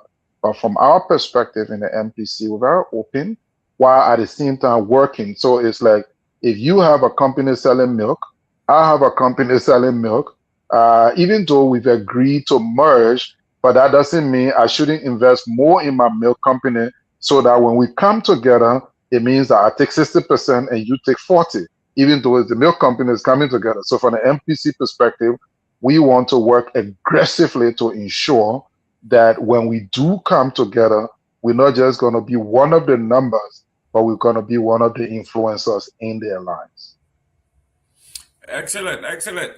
Ladies and gentlemen, we have the professor. I call him the professor because he is so prolific in his area. You know, this is what we are talking about when we say, do not talk across discipline. You notice everything he's saying here is specific to business, and he's crossing the T's and dotting the I's. That is somebody who knows what they are talking about. He has done it before. So for those of us who were kind of skeptical about, if you have not run a business, you have not taken a risk, then you don't know how to manage. We are now being convinced that yes, he knows what he's talking about. So it is your turn. Put your comment into the comment section, and we'll add these questions. Chief, you know, there's a lot. Let's talk about the young people. What is it that you're going to do for youth development? Because listen, if 60% of the population under 30, and any administration that doesn't pay attention to the youth, they are doomed. What is your plan before we go to foreign policy next? But let's talk about the youth. What is your plan? Mr. Aguiment, thank you for that question. It's very, very important. That's why I want to be president. You know, I grew up in Buchanan. My mother didn't finish high school, and so I live on once a day meal. Being a Basel man, and even the crew people know that, the Gribble people know that, but you know, Basel people quick to name things. So we have this pepper in Basel we call Sami Michin. So because, and it's a pepper that's very tough, so you just needed to put one paw in the food and you have trouble. So I used to eat once a day. And eating once a day meant that it wasn't any serious food, but man, they will cook the dry rice, put the potato green or cassava leaf on top of it, put enough pepper in there. And so if you eat, you drink a lot of water because it was really, really, really difficult. And I grew up under tough conditions. I remember when I went to school in the first grade, I failed that year, all thanks to my mother. My mother looked at me when I failed. We were about two that failed in the first grade that year. My mother looked at me and said, "You're my only boy and you fail. I'm going to teach you pepper." That day, you know, Basel and crew people have a way of disciplining their children.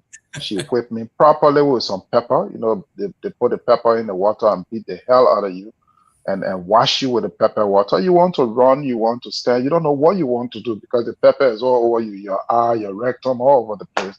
And you're so confused. And the next year, she didn't just stop there. She sent me to 2 schools.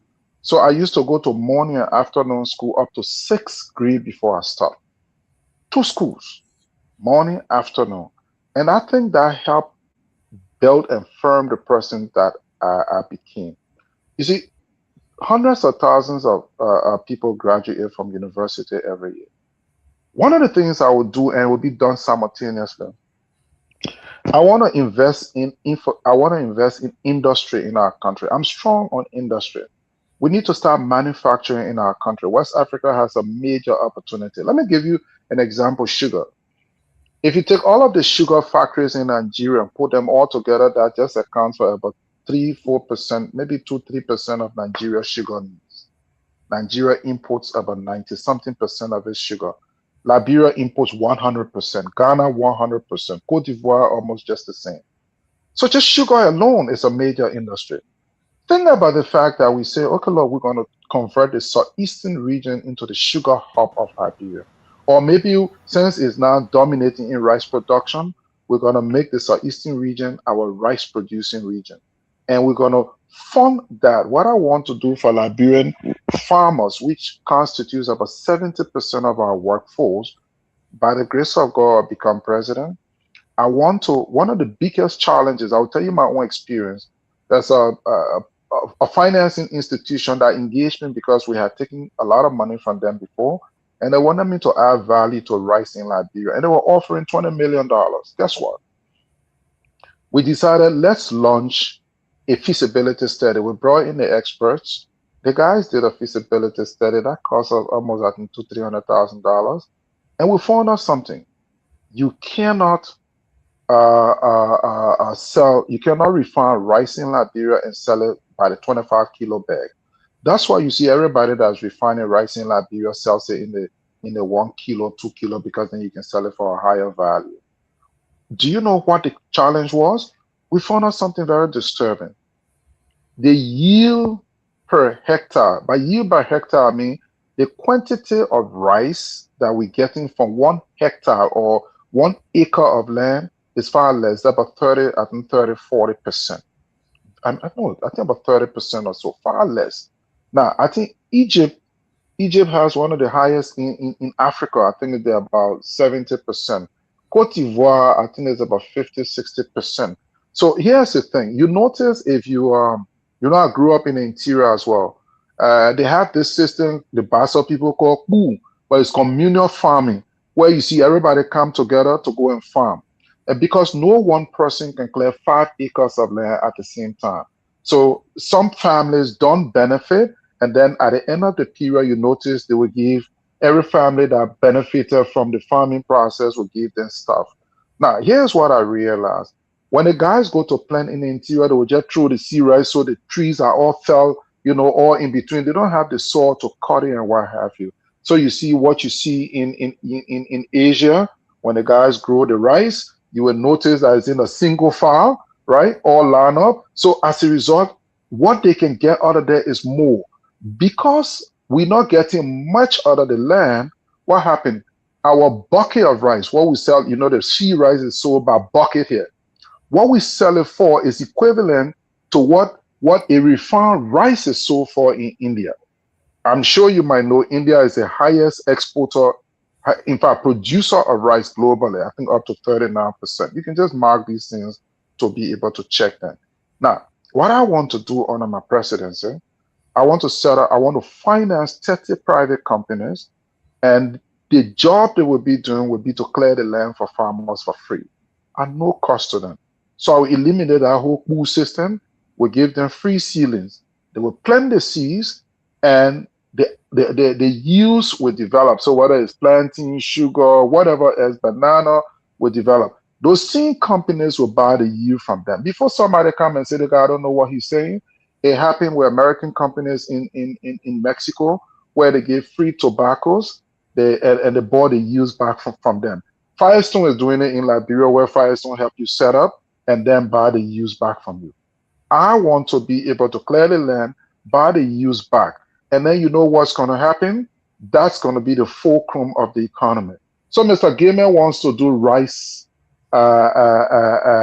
refinement.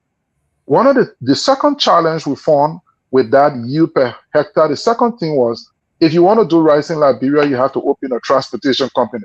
Go to Sano, buy rice from Bassa, buy rice from Nimba, buy rice from Maryland, buy rice from Grand Cru. Imagine if you have to have a truck on the road going from county to county buying rice in small portions, all of your profits gone. So you have to open a transportation company. With this concept, those companies become the fulcrum. They will now buy the yields from the farmer. So if Mr. Gamer wants to refine rice, all he has to do, call any of the 30 companies and say, I want 1 ton of rice per day. You have one company that supplies to you. Your only job is to add value. Then we'll be able to compete. We spend almost $300 million annually on rice import. What we will do per year, we can reduce that importation. Who's going to be working in those industries? Young people, young women, young men that will now have jobs in manufacturing industry. Cassava, now we have access to a lot of cassava. The beer you drink in America, the Corona and Budweiser, all these beers, there is something called Sobito. It comes out of cassava. Imagine Liberia could be the biggest exporter of Sobito. Young people working in those industries. One of the things I will do simultaneously along with that is to realign our educational infrastructure. I went to school in America. I didn't do lots of academics. I did real life education. All of you guys that went to school in America understand that here Nobody asked me what was economics. I didn't discuss what it was. I discussed what it could do, what it could accomplish. All of the case studies I was giving, they made me act like a chief economist of a major Fortune 500 company and present a paper on that. The educational infrastructure here is totally different, and we're deceiving our young people. And so there is a big gap between graduates and job readiness, and we have not come to terms with that. In America, there is no gap between graduates and job readiness. So in every respect, I want to redivert a lot of our education by strengthening technical education. The telephones you use, the clothes you wear, are not built, the cars are not built in China by the top engineers. You need a workforce that is tech savvy, that is can-do savvy. And we need to create that. That's not going to happen through some mistake. The government has to drive such a program. I want to create multiples of MVTC. All these rural universities we have in the counties, we want to make them technically capable. Imagine Grand Bassa County, where we went to Mitasi and said, Mitasi, and Nimba County, where we have a university, Grand Bassa, where we have a university, and say, look, we want you to partner with this school so that we create mining engineers, Euclid operators, Euclid drivers. One Euclid probably costs about between $300,000 to $500,000. Why would you want to get a Euclid that costs $500,000 and give it to a guy that has no real driving experience? You can't risk that. But why are our universities not teaching those kinds of people? Train operators, mining engineers. Why are we not training them domestically? Everybody we train in the area of mining, we have to export him abroad. He comes back and he acts like he's some big stuff when Grand Bassa County could be the hub for that. We need to be very drastic. Look, Liberia has a lot of work to do. I have a lot of know-how. I run multiple businesses as is. I'm into multiple different things, whether it's real estate, whether it's manufacturing, different sectors, tourism, all kinds of things we're into it. So all of these different businesses, like a friend of mine said to me, where do you get the energy from? And I said, look, I make sure when we sit in the conference room and I hire you and tell you, said, this is what we want for this period. What do you need to accomplish these things?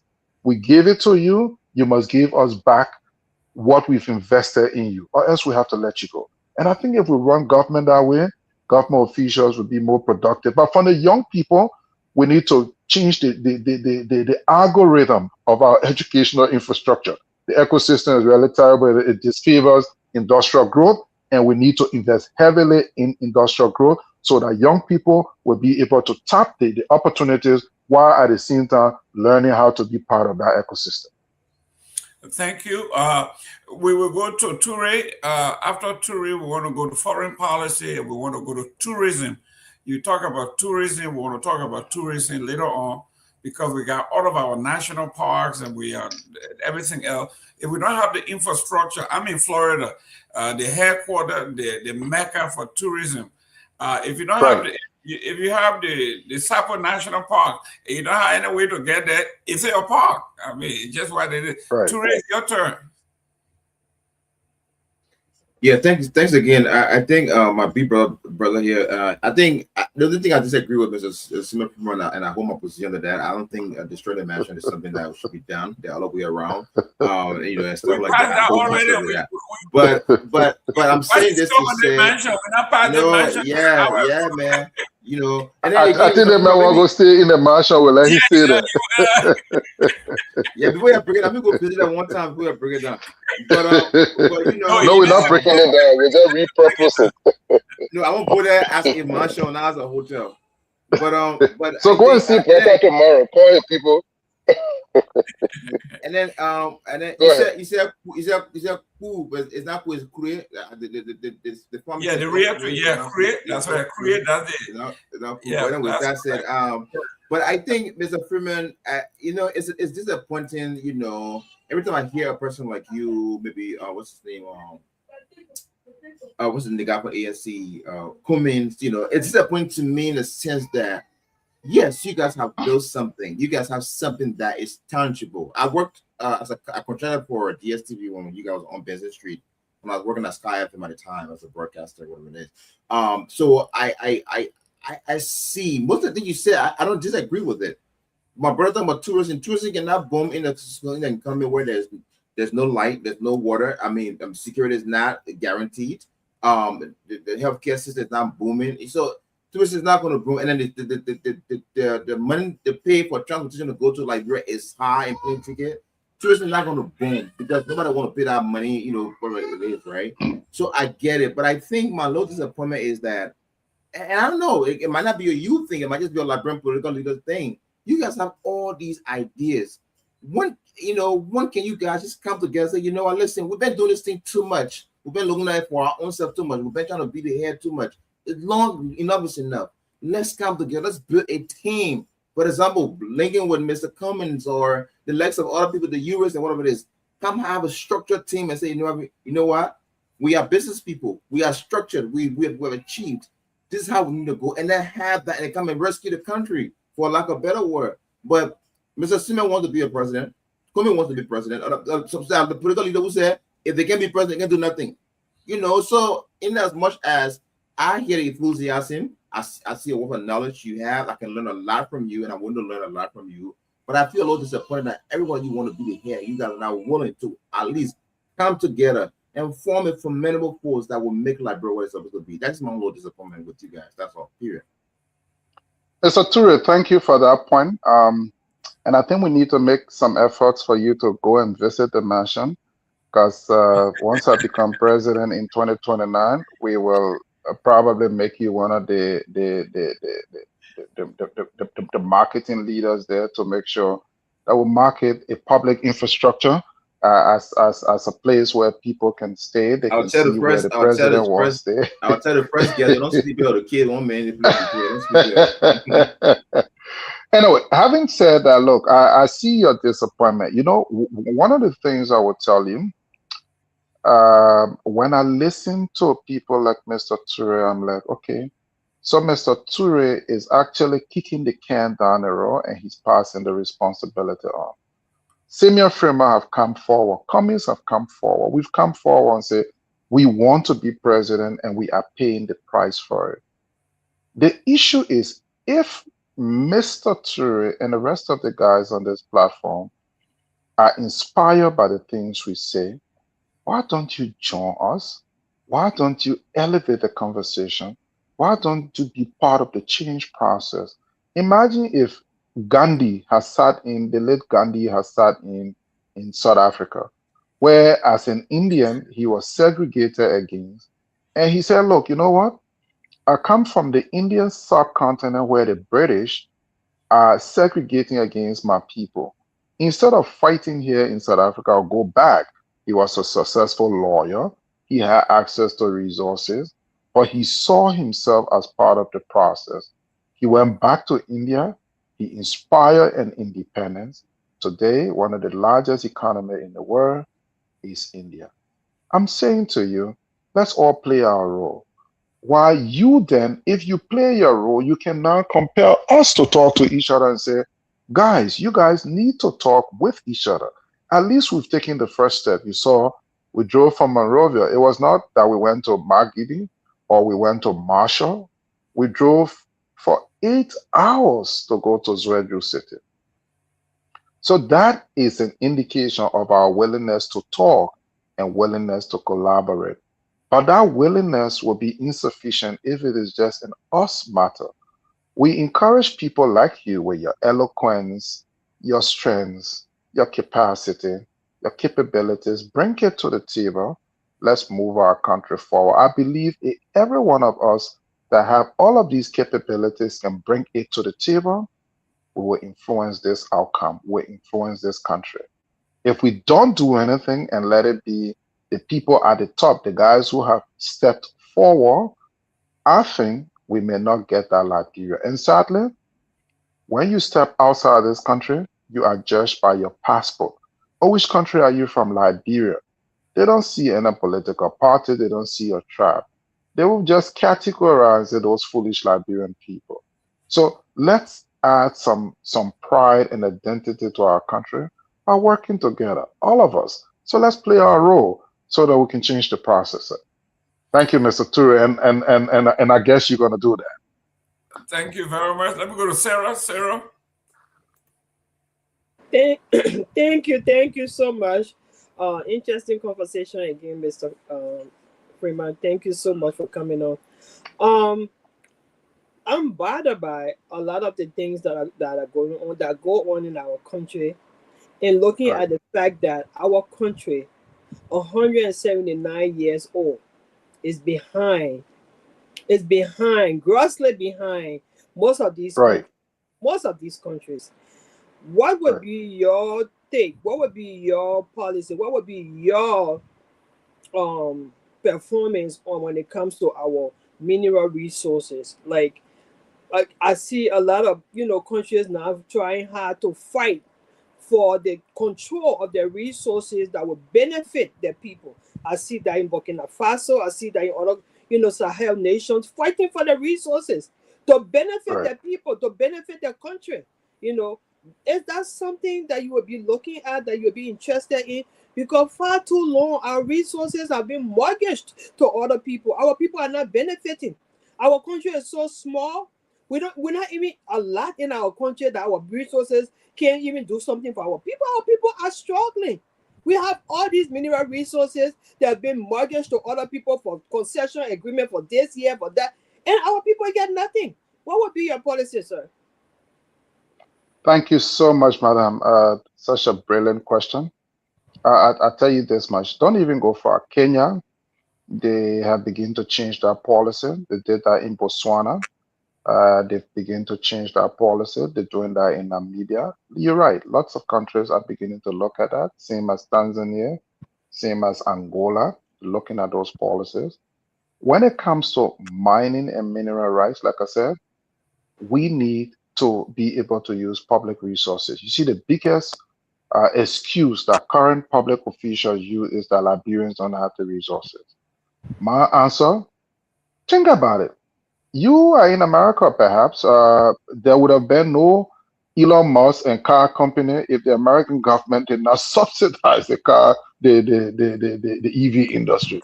There would have been no car EV company in China if the Chinese government did not put billions of dollars in it.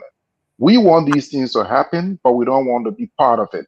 You want to open your shop in Liberia, come and open your shop. The only thing the Ministry of Labor, the tax people will come to inspect and say, oh, you're not paying taxes, or you're not complying with your worker, but nobody calls you at any point in time and say what the problems are. Our policy, from my perspective, would be all of those mines will be given out, but it will be given out exclusively to Liberians. And now, if you want to take it over, you will have to have some Liberian partnership.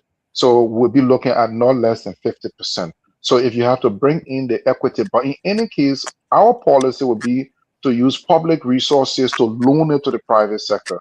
So if we need, say, 100 million to develop a lot of those mines, we'll loan it to the Liberian businesses that will do that. Now, if the Liberian owner can go out, he can give out more than 50%. So in that way, it creates that equity participation that then benefits local development.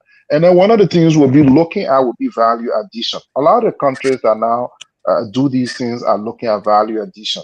Take Bee Mountain. You produce the gold here, you send it out for refinement. Why haven't we asked them to do refinement? Why haven't we said, okay, let's set up a Liberian team that can do refinement? And like I said earlier, the argument then will be, oh, but Liberians don't have the capacity. I agree. We don't have the capacity. We can be the owners. Take Chinese.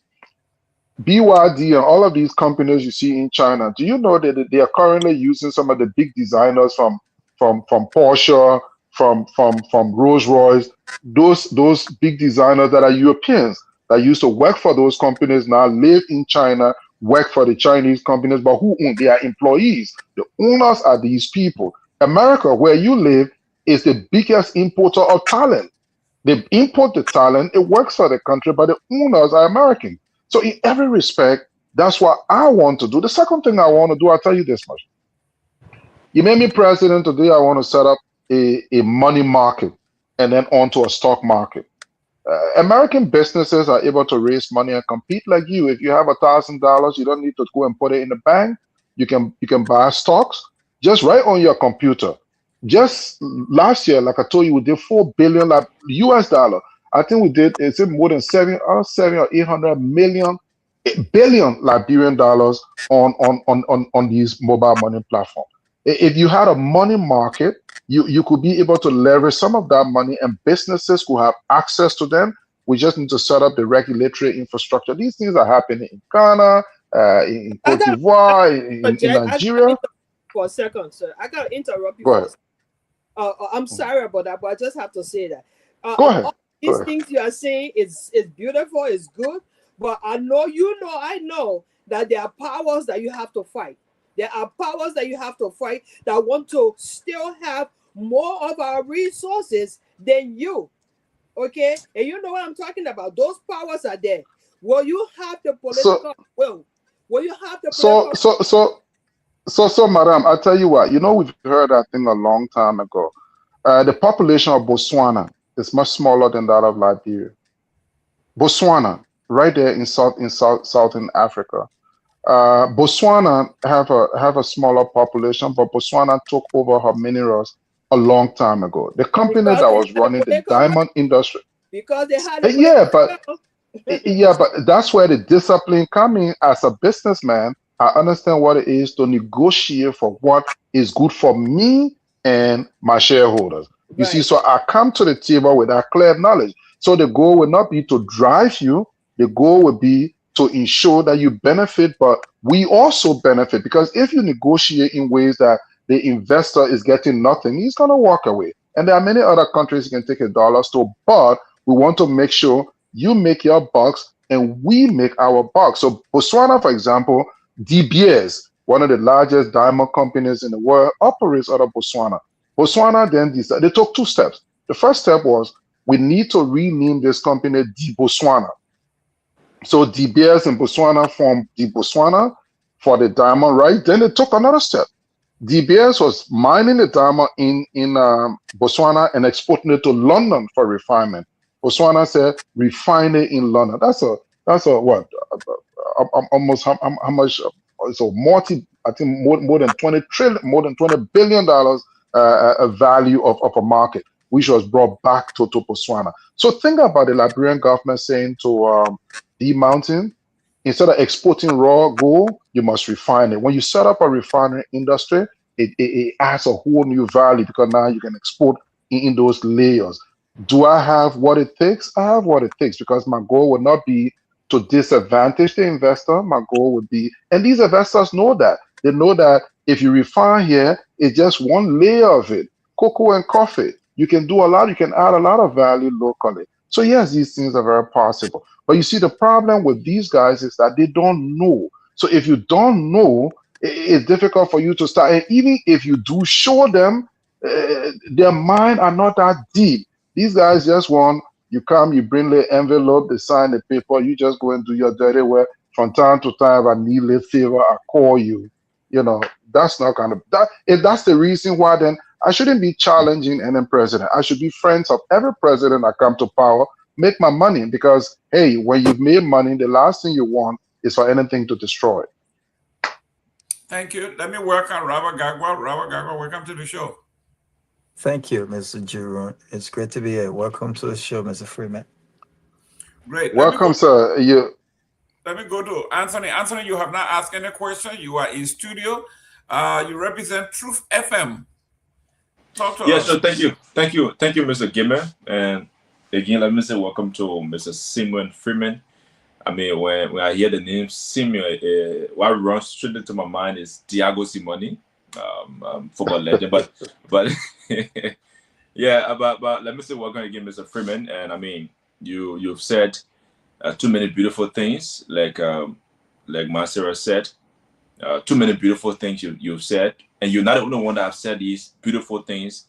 I mean, we've heard the sweet talks, we've heard the sugar coated statements from political leaders, from political actors that wants power, they wants to sit on the table to make Liberia's decision. But I have few major concerns, and one is from your sector, the private sector, and the rest of the others. but the other two are from the public sector, where you want to be as a president. And the very first, before I ask the question, I have this clip. I want to play is one of your clips. A recent interview that Closing Argument had with you, and you made a statement. That's why the biggest investment we had is up to $1 billion worth of drugs that they are facilitating and bringing in. But you see what we're doing? We're not doing drug business. This is serious business. There's a lot of money. This is serious commitment. No volume? No volume. No, we got it. Oh, we got it. No, I heard it. I heard it. Oh, I didn't hear it. Well, that's why the biggest investment we had is up to $1 billion worth of drugs that they are facilitating and bringing in. But you see what we're doing? We're not doing drug business. This is serious business. There's a lot of money. This is serious commitment. Yeah, so that's your clip, and it brings me to the question. You are contesting, or you will be contesting. I mean, a few years from now, to Liberia's presidency. You want to hit the executive mansion. You want to be the first man in the country. You want to oversee Liberia's economic development. You want to make sure that the country gets on the trajectory that, I mean, when foreign partners or foreign countries see, they get attracted to investing their money in the economy. And that's the reason why you said, I'm very sure that you don't want to have a country, or you don't want to be a president for a country that's going to be a drug, trafficking center. Like all the other panelists have asked, what different, Mr. Freeman, are you bringing to the Liberian presidency that, Joseph Walker is not doing, George Weah did not do, Elaine Johnson did not do, Charles Taylor and the rest of the other presidents did not do? What significantly is in your cupboard as the political leader of the MPC that you intend to do to making sure the economy grows and Liberians feel the impact? That's one. The next one is, as a businessman and a political leader, do you believe that the Boakai administration has an economic strategy capable of transforming Liberia, or are we simply celebrating GDP numbers while the average Liberians remains economically trapped? That's my second question. And the last question is, you are heading DSTV in Liberia, like Mr. Nangwe asked. You are heading DSTV in Liberia, and you want to be president. Again, Mr. Freeman, there are very common things in Liberia, in Liberian typical politics, that when Liberians seize or they fuse, they kick you out the process. They don't give you attention. And one of them is the DSTV issue. This is a very simple question. DSTV makes money for Liberians. Liberians subscribe every single day to DSTV. Why is it that Liberian content are not being promoted on DSTV? You don't see Liberian film. You don't see, typical Liberian African movies. You don't see Liberian music being promoted. Journalists, you don't see, production for Liberians being promoted on DSTV. Could you literally explain to us, whether there are plans in your pocket to making sure that, DSTV transcends from not promoting Liberian contents, even though they operate in Liberia? If you come in Liberia now, which of course you are, all the houses that has DSTV, and there's a female in that house, you notice that they're watching people on a job. But that's not Liberian content. How are you making sure that, your company, promote Liberian content, make sure that Liberia, because you want to be president for a country that you're from, and if you don't promote the content on your platform, how do you expect the people to vote you? How do you expect them to impose or repose their trust in you to say, oh, when Mr. Freeman becomes president, we're sure that he's going to sell Liberia on the global market to making sure that people get attracted. Okay. Thank you, Mr. Thank you so much, Mr. Anthony. Those are very brilliant questions. So I'll start with the last one, and I will give you history like I usually do. People sit down and blame other people for their problems. When you elect the wrong actors, you get that outcome. Let's take Liberian content. Do you know the number one reason why Liberian film have not made it to DSTV platform? The quality of the content. The people that watch DSTV, like you say, pay subscription. The subscription they pay, they don't just want to watch anything.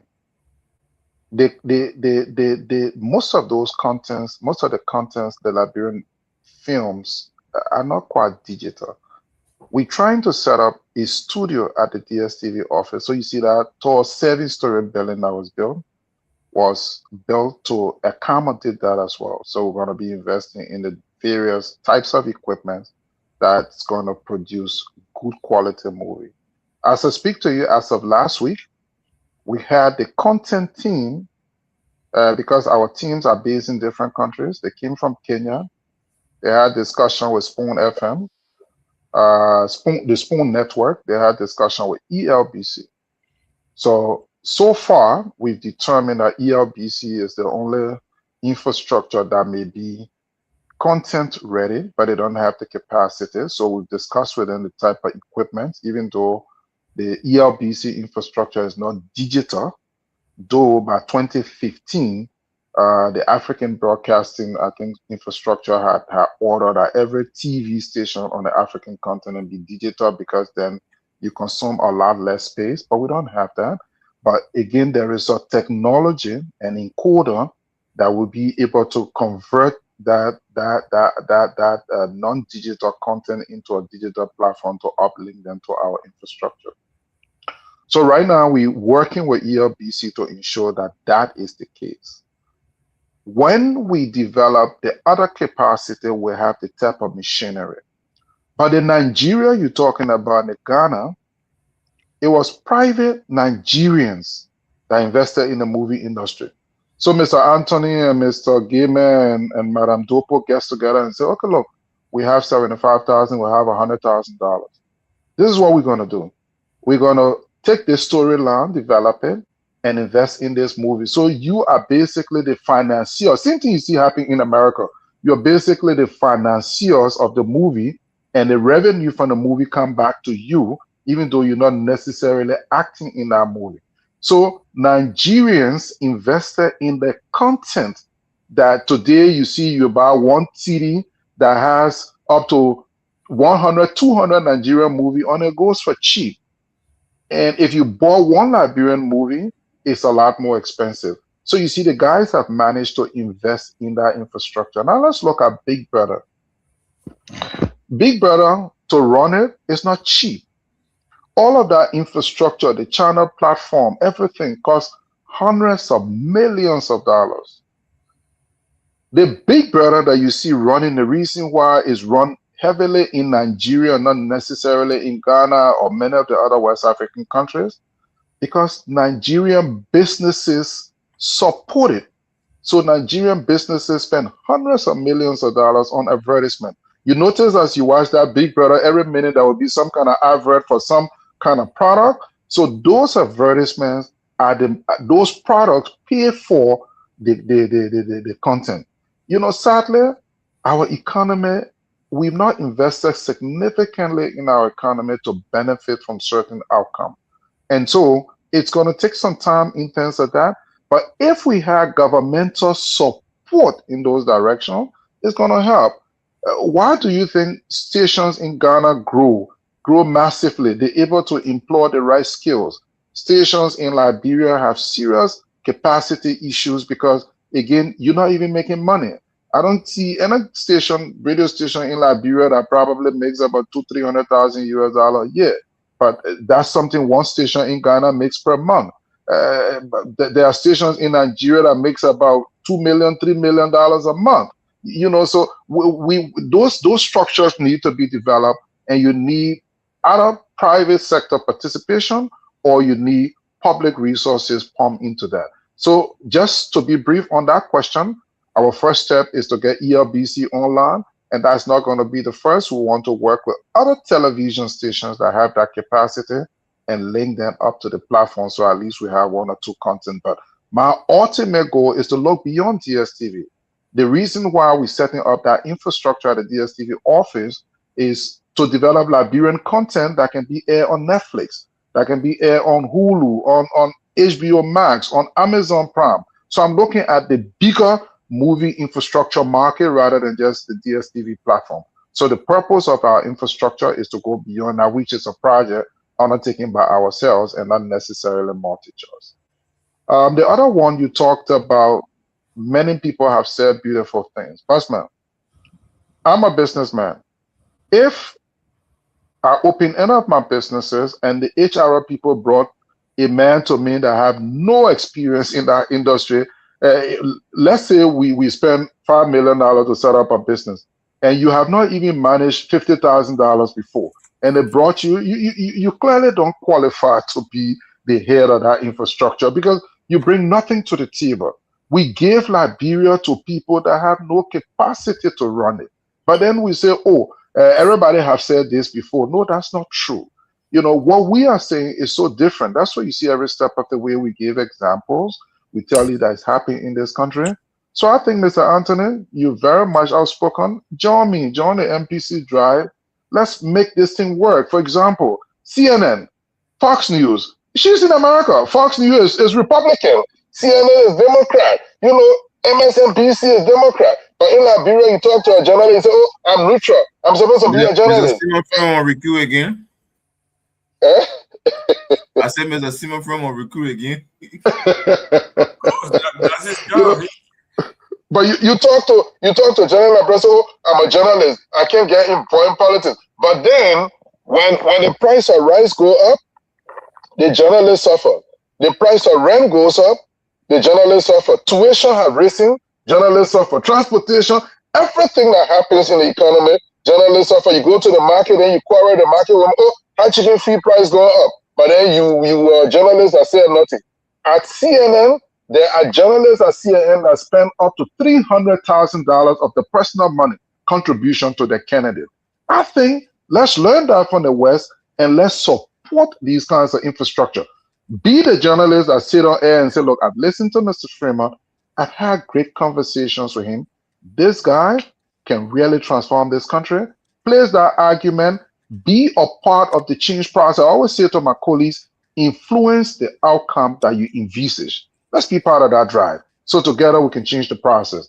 Your third and final point was in midway. You talked about, what was that? Okay, the audio you play that I talk about how Boyka had done this. But Bassman, you live in Liberia now. What do we see? Drugs all over the place. Kush, they say Kush have increased by about 80%. Many other types of drug, marijuana, cocaine.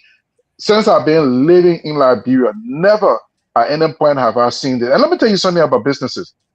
Just from a business perspective, you see the drug laws? What you caught is just the tip of the iceberg.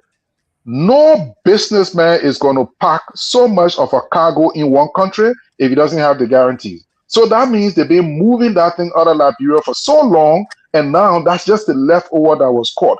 Those guys are targeting the European markets, of course. They're not targeting the American market. So that's why you see the Europeans are pressing and pressing very hard. So they've been storing that and that thing been leaving from here.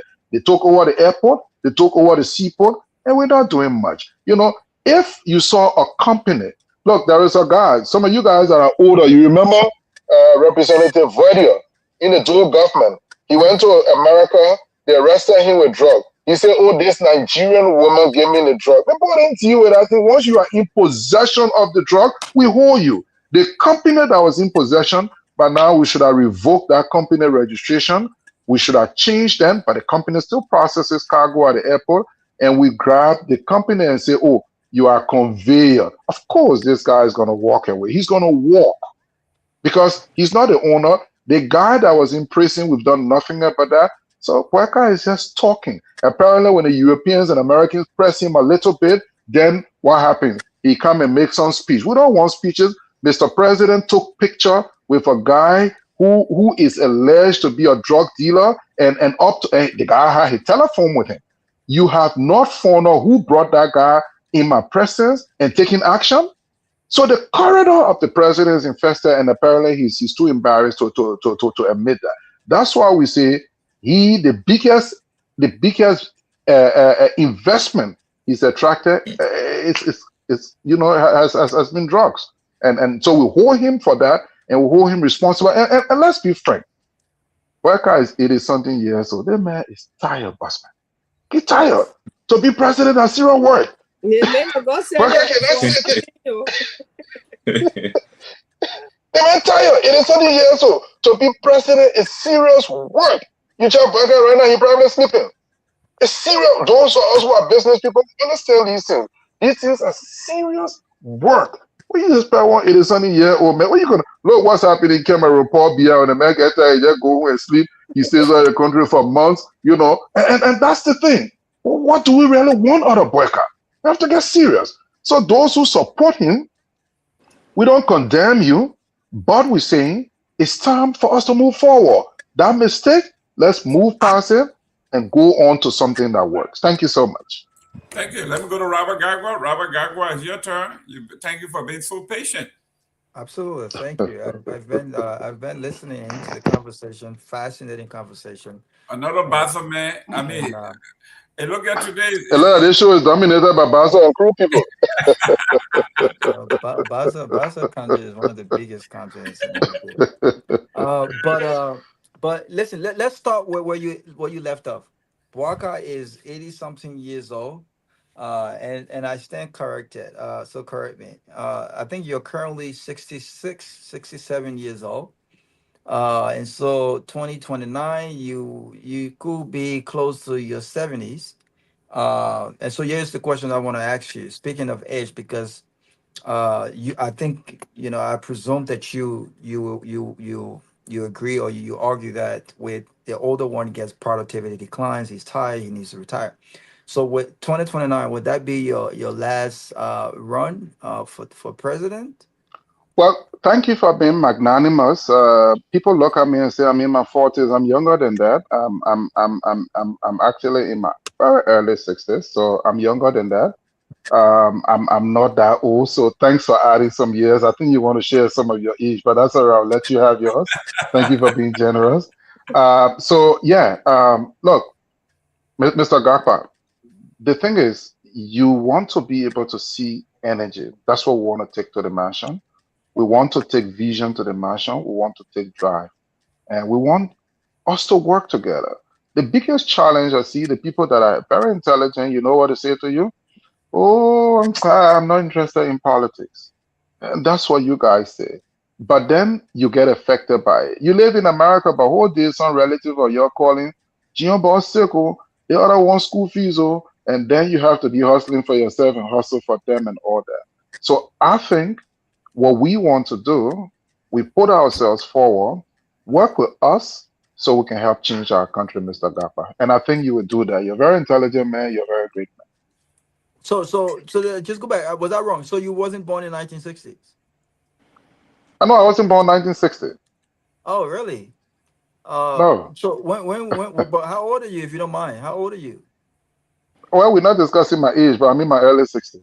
I was born in 1960, and I got him about 3 years. Oh, so he's 3 Right. years old. Okay. Yeah. But listen. But I was born December 20. I was born December 25, though. So the next time you see December 25, just remember me and send me a happy birthday. But listen. I don't know what it is. Probably you've ran for office before, so you've probably done your due diligence on this matter. Just interacting with voters. But what is your own take? What is your perspective on this issue that we face with voters? Some have said, well, it's the lack of voters education and so forth and so on. People have different reasons why. But history and record will show that uh, uh, Liberians have, for the most part, rejected businessmen and women, people that are in the private sector. And I often find myself asking why, like unlike other countries where you have lawyers, professional career lawyers, who have established law firms and been successful in their area of professionals.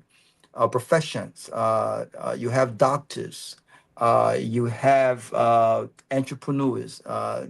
These are characteristics that you often see making the respective cases for constituencies and things in other countries. People that are very successful.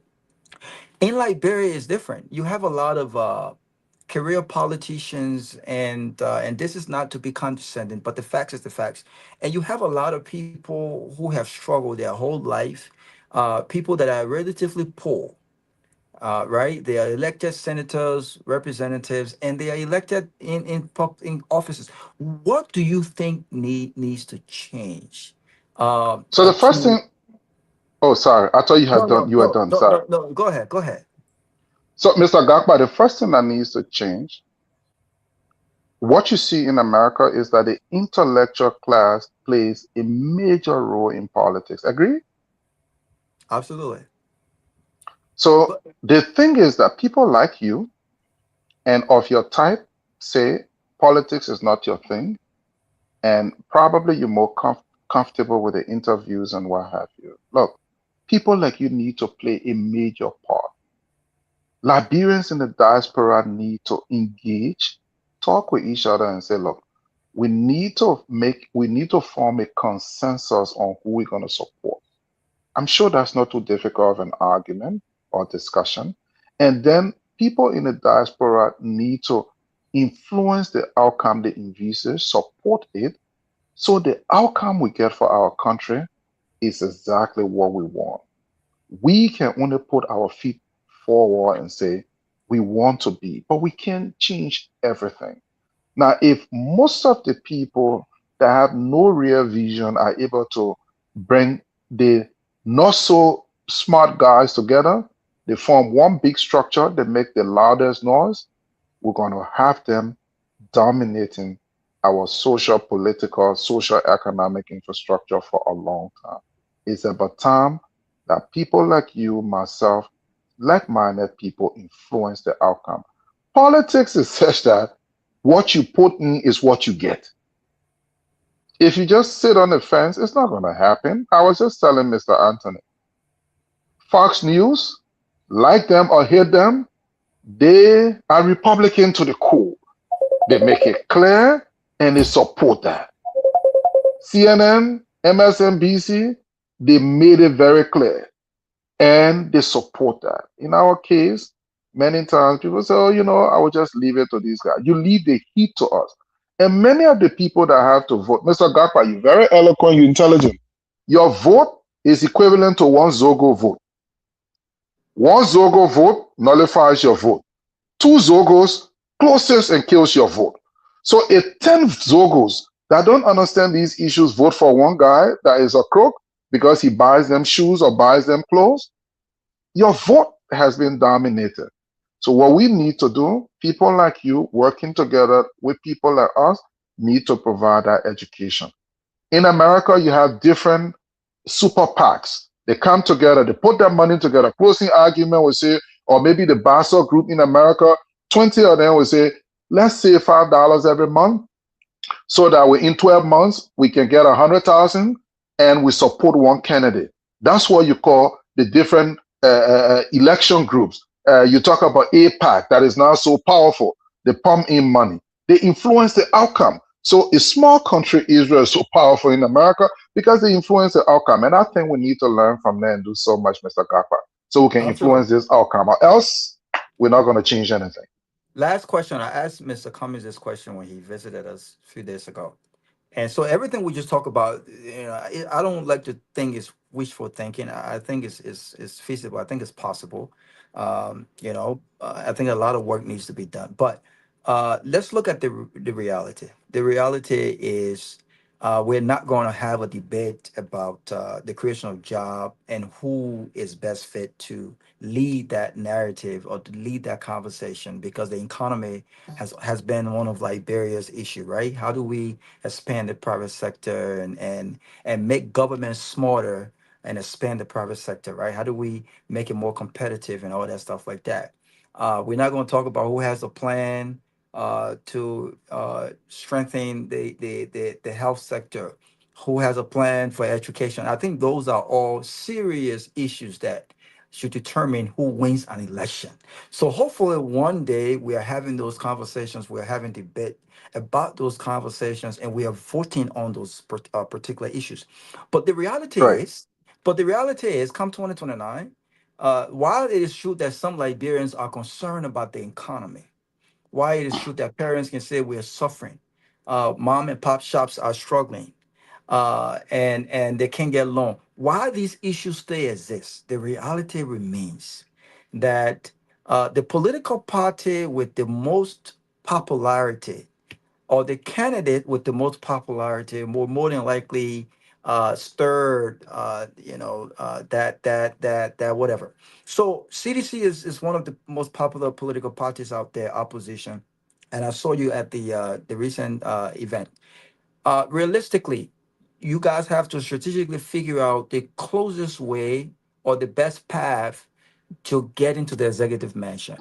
Are you thinking about a collaboration that will consist of this consensus with regards to change, even if that meant, either you being a VP candidate or taking up some position in the government, or a strategy that says, how do we get closer to the executive mansion so that after 2029, when you no longer have Boaka, you no longer have Ellen Johnson Sirleaf, you no longer have George Weah, then we're talking about some new leaders. What is your thought on that? And what kind of plans are your party making to ensure that there's some sort of healthy collaboration, realistically moving up to 2029?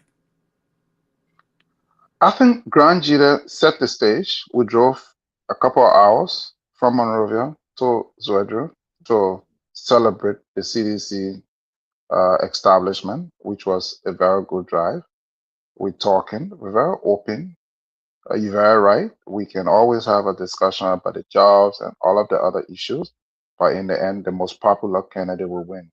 But you also do agree that there is sufficient time. The next, you have 2027 and 28, 2 years, where most of the efforts many other people are making will begin to bear fruit. And we're doing quite a lot. I can tell you, I don't know what other parties are doing, but we're doing quite a lot. And we think that when we get to that point, we may be a major factor. Are we open to partnering? We're very open. We've said that over what we've said in Grand Jita, that there are times egos will have to be bent.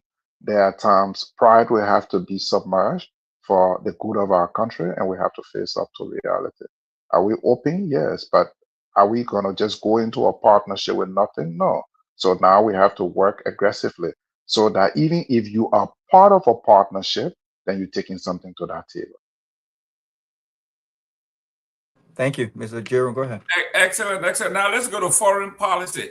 Let's say we got about 20 more minutes here. You've been with us for almost 3 hours. We are grateful for a professor as you are, relaxed, well-versed in your area. We now go to foreign policy. When this government began, their thing was that Liberia was so low at the international totem pole. And now we are going to elevate Liberia's image. There may be issue of being on the Security Council, that Liberia's image was being this, and then all of a sudden, everything came crashing down with drugs and you name it. So that image of Liberia that they wanted to elevate, which they use as a trump card, one of the trump cards for coming to power, no longer exists. So let's talk about your own. Let's talk about your own international perspective. You went to a beautiful school in Colorado. I was there. I know the campus. Talk to us about how are you going to deal with Uncle Sam, because it looks like that is one particular issue that Liberia, it's a hurdle that we just can't. How, in the Bassa tradition, they say every porcupine had to, they have to live together. They all got spine, right? So they gingerly come together to make babies, so nobody gets hurt. Why is it that we are always getting hurt at this? And in fact, there was a debate the other day where the Dutchman said we were colonized. So this thing about we were never colonized and we are independent, it's a facade. So talk to us how you're going to get us out of this conundrum. Someday we feel like independent country. Yesterday, the foreign minister said she had to call the United States to bring the DEA to help us out to do this. So which is which? Are we independent? Are we colonized? Because it looks like we can't extricate ourselves. So let's talk about your foreign policy here. So the thing is that, let's compare the issue of foreign policy to the issue of partnerships, right? When you go into a partnership, you have to take something to the table, whether it's a marriage, whether it's a relationship, whether it's a merger, you have to take something to the table. No politician, no past leader of Liberia have associated with Liberia in many ways, and I have been in between the scissors with much of the foreign policy. I will say this to you. Do you know that when the USAID was functioning, they spent hundreds of millions of US dollar on Liberia every year, in various sectors, health, different sectors.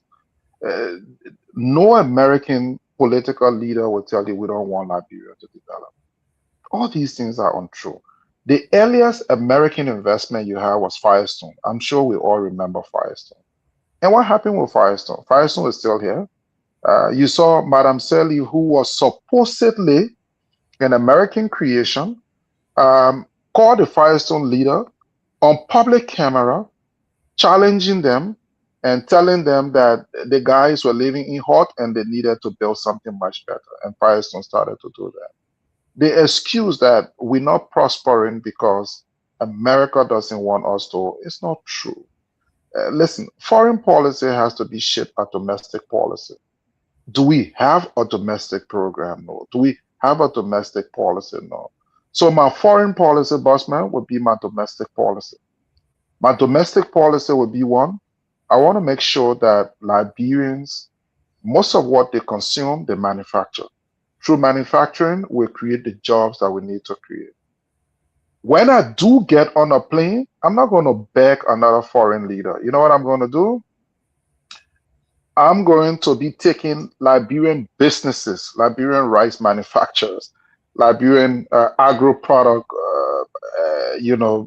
developers, Liberian real estate developers, Liberian manufacturers in different sectors, and go to Cote d'Ivoire, go to Ghana, go to Nigeria, go to Sierra Leone, look for market. When I get into Europe, I'm taking those people so they can find their way to make sure our products get there.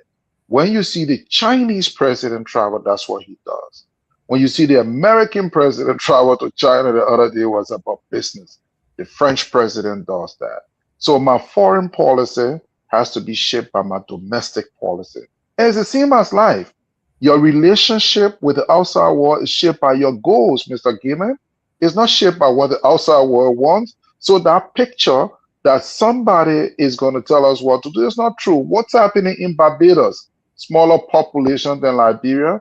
They've got oil and they've been able to make a lot of changes. So we have to be realistic about these stories that are peddled. I mean that are peddled and we tend to embrace them. That's not true. So my foreign policy will shape my domestic, my external policy. Would I have spent millions of dollars to get a Security Council seat? No. One of the things I would like to do would be this reciprocity. I want to strengthen Liberian policy. I will ask my foreign minister to sign Liberian passport on as many countries as possible, and I will open Liberia to visa-free travel. So in that way, we will be able to visit a lot of these other big countries with a Liberian passport and make it very powerful. The truth is, our presidents say A, B, C, D, which is not true. For example, take the Gardens Road. We had to ask the Japanese to build that road. Could we not have built the road? Yes, we could have. What do we really spend our revenue on? But these are the arguments I'm making. Have you looked at our budget, look at recurrent? Have you looked at how much money we spend on salaries? Have you looked at how much money we spend every year? We don't even have a strict car policy. Every year we buy a car for one minister. And so we're spending more than $100 and something million of our money every year just on non-financial expense. Then the recurring is another couple of hundreds of millions. All these different institutions. You have a whole ministry called Ministry of Information. The only thing it does is supposed to respond to political leaders. And then you have a press secretary to the office of the president. We're not being serious. So Samuel Freeman is saying, look, we cut down on those costs. When we cut down on those costs, we develop our country, then we will look good. When you live in a neighborhood, it's not about how your neighbors see you. Your neighbor will judge you from where you live. You fix up your house, it's clean, you renovate it, it looks decent, you send your children to good school, and they say, Mr. Gaiman, oh, Madam Dopo, these are serious people in society. And nobody respects us because what do we have domestically? Nothing. So the truth is, that's why I need to focus internally. My trips will be to Grand Jita, to River G, to Sino, to have a clear appreciation of challenges and opportunities. I don't know when was the last time you drove outside Monrovia, Busman. But when you're driving, all you see is forests. Nothing. Those forests are farmland that you can create so much opportunity for our people. So I want domestic policy to shape foreign policy. It doesn't mean America wouldn't come and say, oh, vote for this or vote for that. But that's an external vote. America didn't say, don't create jobs for your young people. If America was saying that to you, America would not be spending hundreds of millions of dollars on health. But we may spend the money. Do you know how much we've allotted out of this $1.2 billion to buy drugs for the entire country? $4.5 million. Did you know that? Check the budget. Do you know how much we've allotted for curriculum development? $20,000 US. Meanwhile, Boyka has $1.3 million for operational expense. We're not serious. But these are not things people want to discuss. And we spend millions of dollars on one foreign minister that's running all over the place, all Liberia. This. What we really need, Bossman, domestic policy to shape external policy. Let's look good. Samuel Freeman goes around, he's respected and taken seriously because he has the equity and the asset to back it. That's what Liberia should be like.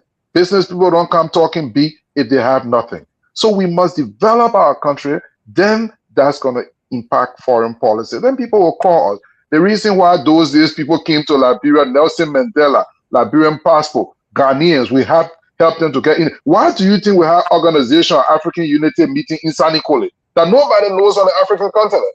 We found the OAU through Tubman because those days, Liberia was a respected country. So then nobody respects us. Thanks to Boyka, we are Kush and cocaine nation. So my foreign policy will be shaped, Mr. Gaiman, by domestic policy. We need to make it look good for whom. And you know that. Actually, listen, ladies and gentlemen, you are hearing it from the expert. If you want to look good on the outside, you got to look good on the inside. You cannot be a pretty boy and a pretty girl on the outside and your room is dirty. No. Thank you. Let me go to Victor. Victor, now you and I have been on this trail for a very long time when it comes to international topics.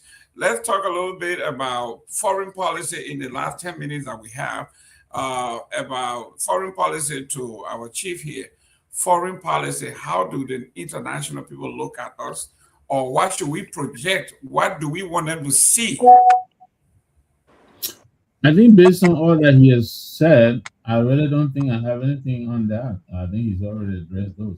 My two questions are this. One, and this is by one of our former panelists here, Alex Jones. He wants to know, how did you get your start?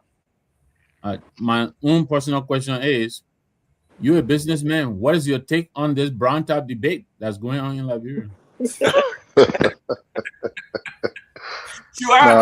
Should I invest in brown top? Because the women are not protesting. They say they want their part of side of brown top, and I think they have it right. So then there's a gap. We should do green top. Somebody should that might be the women's. Yeah, the women. But it's sad. Instead of our society and the young people discussing competitiveness, the reason why in America discuss individuals You go to American schools, young people want to be like Elon Musk. Young people want to be like Mark Zuckerberg. Young people want to be like Warren Buffett. They want to be rich like that. And there are many other examples. In Liberia, the young people want to be ministers. They want to be representatives. Those days when I was going to school, when they actually say, "Oh, I want to be a businessman, I want to be a lawyer or doctor." Now our young people want to be that. Those are the conversations we have in Boston. The conversation we have is that it's not cheap. Now we're talking about sexuality, drink brown tap for better functionality and those kinds of things. It's funny though, but those are the kinds of discussions our society is now engulfing. And they are symptoms of the bigger problem. And I think it's serious. I think clearly we need to keep our young people busy, and time is not on our side. When now you come to Monrovia all over the place, Atai shop. I know Simeon Freeman like I used to like I say to them, you will look for Ataisha with flashlight during the day and you won't find it. Because I'm gonna keep you busy. If you got job to do, what are you doing going to do to an Ataisha? So today young people will tell you, say, let's compare notes, put money together to buy Le Kobo. If you have a job and you have a mortgage, so do you know why when a Liberian man leave from here and go to America, he gets serious? Because man, you got bills to pay. I see a friend of mine, it's very good, he's a relative, good brother. This guy has a big mouth. When it's raining in Liberia, you call that boy, you say, look, my man, it's raining. My boss knows I'm not going to work. I entered the US. I should have seen him that evening. I left New York for some board meetings and I called him that day. This was like about 10 o'clock in the night. I said, my man, where are you? He said, I'm at work. Oh. I said, but it's snowing like hell. Usually in Liberia, you will say you won't go to work. He said, this place, I've got bills to pay. People have bills to pay. But here, people have no real bills to pay. You don't have a mortgage. You don't have a car loan. You don't have no credit infrastructure on the African continent. Few countries, South Africa will give you a 30 years credit for home. We haven't established those infrastructure. So the young people find themselves drawn up and caught up in those things. If you post nonsense online, you get thousands of likes. You post serious things, nobody likes it. And that's the society we have. And it's serious. And these are things we're supposed to be discussing. On the other aspect, you talked about, what was that? How I started up. It's been a long journey. Graduated, my first thing I dropped out of ninth grade. My mother didn't have it anymore. So I was out of school for about 2 years. And then I got a sister by my foster grandmother. Then I went to LTR and there I graduated. After that, I had to hustle on my own. It was difficult, but I started to sell. The olden time wheeler market we used to have, where you fix the little long box, then you put the rope around your neck. So I hustled with that quite a lot. I saved a lot of money over a couple of years. I remember at one point I stayed at the back of where United Party office is in Congo Town, and I used to walk to town. I'll tell you one story that I've told a lot of young people that's striking. So I used to walk to town that day. If you know Monrovia very well, I walk from that place. You walk through where you have Peace Island now. You walk through that Congo Town Bell. You hit the old road. They used to have the Swiss embassy right behind there, somewhere on the back of the old road. Then you pass the ACS, American Cooperative School. You go through that place. You hit where Calondo has its hotel there. Right in the back there, you hit the Effie, you hit Cinco. You just counting your pool. And those days you see anybody and they say, oh, where are you going? You just say, I'm going right here, because you don't want to tell a man you're walking from Congo Town all the way to Broad Street. But it was tight. So I remember this day I had gone to my friend's office. He was deputy minister of commerce, deputy minister of one of these ministries. I don't want to be specific, so I don't expose his name. I remember he had told me, I went there severally. I couldn't see the guy. But then this day he saw me and told me I should come see him on Friday. When I went to see him, this guy, those days, he took $500 and gave it to me. Those days, the rate was 2 to 1. He gave me the money, and I rejected it, even though I didn't have money to eat, and I was going to walk back. And the guy said, "No, take the money." I said, "No, I want you to give me a deal. I came here so you can find me a business opportunity, so I can do something. I don't want to start taking money from your office." The guy was surprised. And he told me, "No, I will leave the money with you." I said, "No, I'm not going to take the money." I left the money. And when I got outside, the secretary said, "But Mr. Freeman, things tight on you. Why you don't want to take the money?" I said, "Look, there are two groups of people that come to this man's office. One group to do business, the other group to beg. If I join the begging group, I would not have access to him. So I want to have access to this man. Access to him means I can have continuous access to opportunities. So I don't want to join the begging group. The woman sat down for a long time. She was like, wow, that's so smart. So I left. About a month later, this guy formed me a deal for me to supply some carpet somewhere. I didn't even have the carpet. I went to one guy who knew me very well. I took the carpet. I did the job. When I got the money, I paid him back. Then I gave him a small commission. I gave him a small commission on the carpet. And I did those kinds of small stuff until I eventually raised some money. And then I started to sell live cows. So I used to go to what's the place name? Can you hear me? Yes. Okay. I used to go to Danane to buy the cows to bring it to Liberia through the slaughterhouse. And then what happened was that when I went to Danane, I found out the guys in Danane were buying the cows from Bobo Dioulasso. You know, Bobo Dioulasso is the second largest city in Burkina Faso. You have Ouagadougou, the capital, and then you have Bobo Dioulasso. And then there is another place called Tengelela. It's at the Mali Ivorian border. So the guys in Danane were going that far to buy the live cows. So I decided to go there. But you know, just by doing that, all I thought I was just doing a business case. The cow laws in Danane got really angry that a Liberian man will come instead of buying from them to take to Liberia. He wanted to go to the same source as the guys in Danane. So you know what they did? They started to frustrate me. They made sure I couldn't get a truck out of Danane, and I could not pass the checkpoint, you know, the gendarmerie. I couldn't pass them to come to Loguato. I said, okay, but that shouldn't be a problem. I got one fuller man. I pay him well.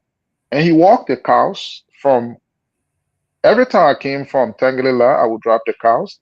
He would walk the cow to Loguato. I would get a truck from Monrovia camp and move my cow. So at no time they knew how I was moving the cow anyway, because the guys would walk the cow. I had a second problem. Then, you know, the cow industry is dominated heavily by the Fuller community in Liberia. And then they started being segregative. They didn't want to take my cows because I was bringing too much and doing too much.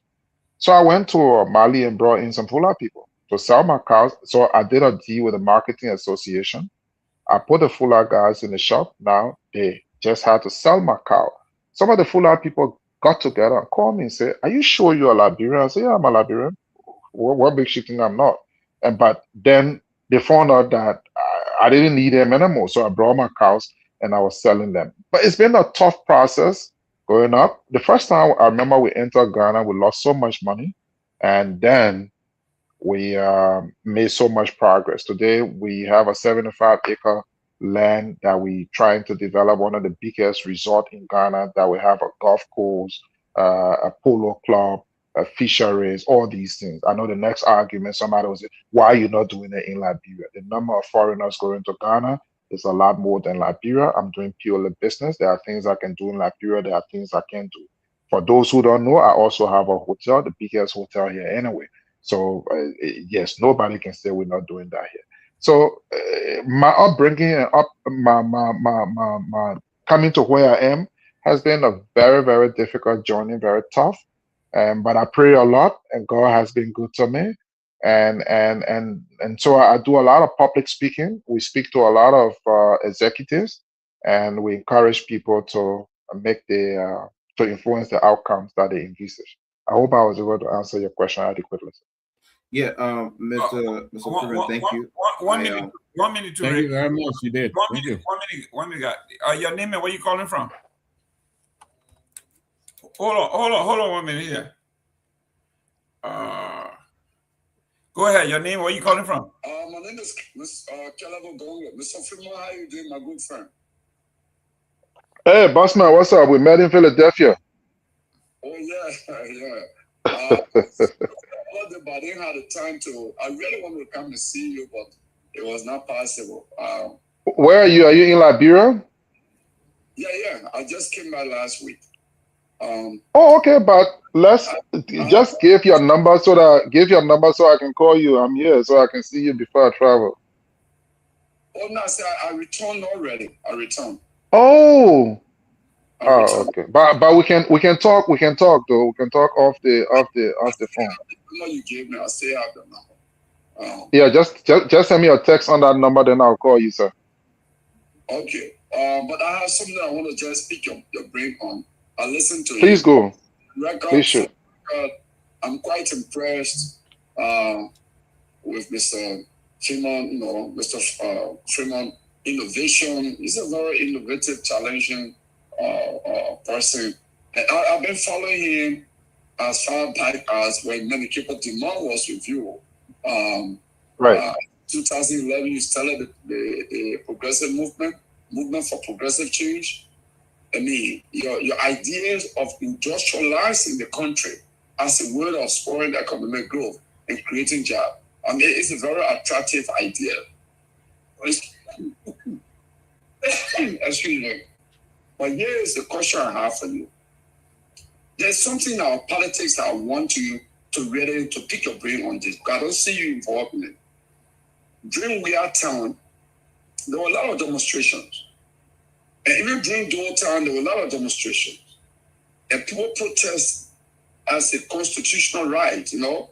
It's right for people to protest, to demand what they want. That means they are motivated, they are convicted by what they want. And so they go to make a government understand what they want. But many of the protests, I don't see you associated with it. Whether it was under We Are, I don't hear your political party in the yes, I've heard you defend the protester right, but I'm not even seeing you, maybe you are, and you can correct me on this, to say, oh, there is a protest tomorrow, for example, in this cocaine case, to say, hey, the Student Unification Party, you are protesting against the government handling of the cocaine issue. I'm joining that protest tomorrow. You know, I mean, like one of the guys that people refer to all of the time, the late Nelson Mandela, with all his faults that I can also criticize him on all of things. But when it was time to start the armed resistance as leader of the ANC, he shot the first gun. He said, I'm not going to let anyone do it. I will do it. He took the first giant step.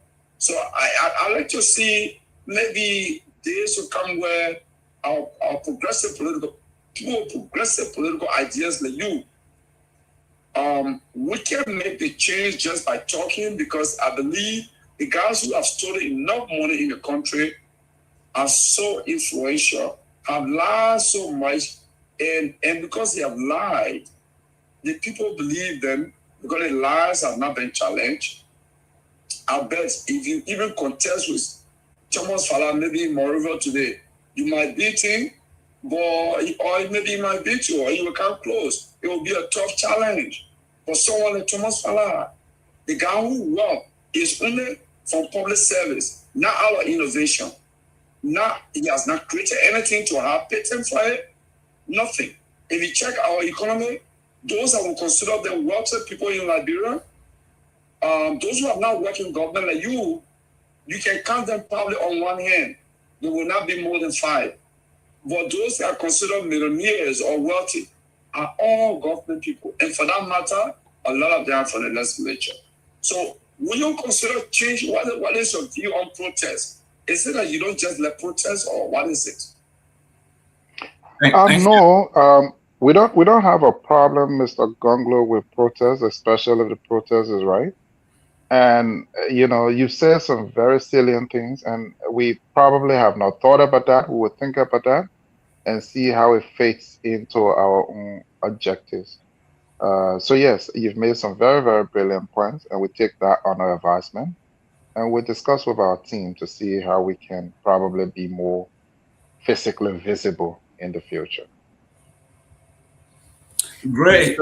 So yeah, thanks, Mr. Freeman. I was trying to real quick, because it's 3 hours. We gotta let him go. Go ahead. Yeah, quick. Yeah. So, like I said, admire your success, your personal achievement. Hopefully that can be well translated to politics because it's different from personal business and stuff like that. Um, but real quick, you seem to live a very classic lifestyle, which of course you can afford, right? You're a businessman, you invest in a certain thing. The last time you're on one of the okay FM, you're making a display about your watch, how much it costs, and so on and so forth. Now you're asking to be a president of the Republic of Liberia, which is your right to ask, right? I got a question. My question is this: should you become president of Liberia today? What will you do with your private businesses so that you don't have conflict of interest? That will you shut the businesses down? Will you send it out? How will you do so you don't have conflict of interest? Meanwhile, since you got interested in this kind of lifestyle, like expensive and value and stuff like that, as president, where you may not be making as much as you're making now, how are you expecting to compensate this lifestyle of yours that you so on display you like, and which is not a bad thing. I mean, if I were you, I'll be doing more than you. How will you differentiate? Hey, I'm a president now. This is people's fund. The differentiate of government money from your personal lifestyle, and how will you continue your business without public conflict of interest? So, Mr. Ture, thank you. That's a very brilliant question. Uh, Equity can be divested, right? So, of course, you can divest yourself of those equities. And when you say inexpensive lifestyle, yeah, we invest differently. You see maybe a watch as a thing to bluff with, but I see a watch as, an equity that can be easily disposed of. So, for example, you go and buy an apartment or a house for $400,000. Over the next 10 years or 20 years of the ownership of that house, you'll probably spend about $200,000. I go and buy a watch for 400,000. Over the next 10 years, that watch value increases to more than 200,000. So, being wealthy is about being a smart investor. So, but if I went broke, even though I pay 400,000 and that watch value have risen to says $800,000, I can go to a pawn shop and easily walk away with five to $600,000. Meanwhile, if you wanted to sell that house, it will probably take you a year down the road. So you see, from a business perspective, we invest smartly. Having said that, it's easy to divest yourself. You have a president now in America that easily divested himself of his business. You can liquidate your equity, or you can open a trust. These things happen. I'm blessed. My daughter went to some of the best schools. She went to Virginia Tech, Carnegie Mellon. She was working with Deloitte. She's now back. She's also helping to now run the business. So yeah, she's somebody we pass on. We also own an LLC in America, and that LLC is run by my son. And so I have a lot of people that have capacity to take over. And so when I get into the mansion, how much do I spend personally as a person? Not much. My biggest thing is food, and my food is just easy. I don't eat some of the most flamboyant food. My food is dry rice. Trust me, you give me dry rice, you bright. And if you even were to cook for me, I'm not one of those people that like all the cow meat. I just want to have my leg cambe in the food, my leg bone, and I'm happy. So my lifestyle is cheap and easy. And you can see I really want to work to focus. Why? You see Simeon Freeman, but you don't see the story. I want to, the reason why I'm putting my foot forward for the presidency is to influence the outcome that I envisage. I see a lot of opportunities in our country, and I want to ensure that the young men, young women that are coming up don't endure some of the challenges that I had to go through in a very rich country. So specific to your question, it's easier to liquidate equity or you can do a trust and move that away. But the good news is I already have people that have the capacity and know-how, and they are actually running these businesses adequately well. Besides my own case, there are very great people, very wonderful Liberians that have been working with us for a very long time, and they're very, very good at what they do. So when I become president, I'll be focused on being president of Liberia. Real quick, we got a caller here. Your name and where you calling from? Yeah, hello, ladies and gentlemen. This is Mr. Mawolo. I'm calling from Maryland. Mr. Freeman, I want to thank you for your eloquent discussion. And I, for one, I admire people who are successful. I admire people who get rich from working hard. You know, it seems to me like Liberian people want success, but they're afraid of people who are successful. I mean, genuinely successful. You know, I heard somebody say, "Oh, everybody talk the same beautiful thing. Everybody talk the same." And you know, it bothers me when I hear that from somebody who's supposed to be educated. Because the kind of beautiful thing you heard, who did you hear it from?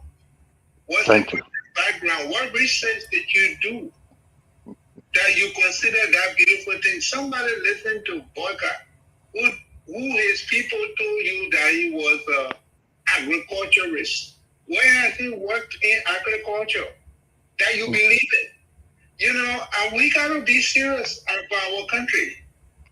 I mean, even if it didn't work for you, let it work for your children. You know? Right. And I hear people talking about, yes, you got all this good idea, but you know the popularity. How do these people get popular? Why you don't take the platform and make the qualified people popular? Right. Because those people that you refer to say that they're not popular to are listening to you to tell them these are the people who are the most qualified. Let's put our efforts behind them.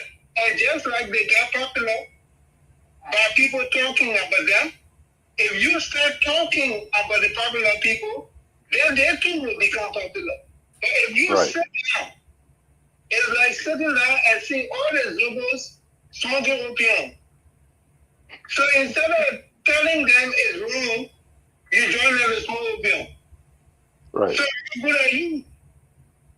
You know, I think it is time that people on these platforms take the bull by the horn and propagate the message to our people that these are the kind of people you want in government, people who got something to lose.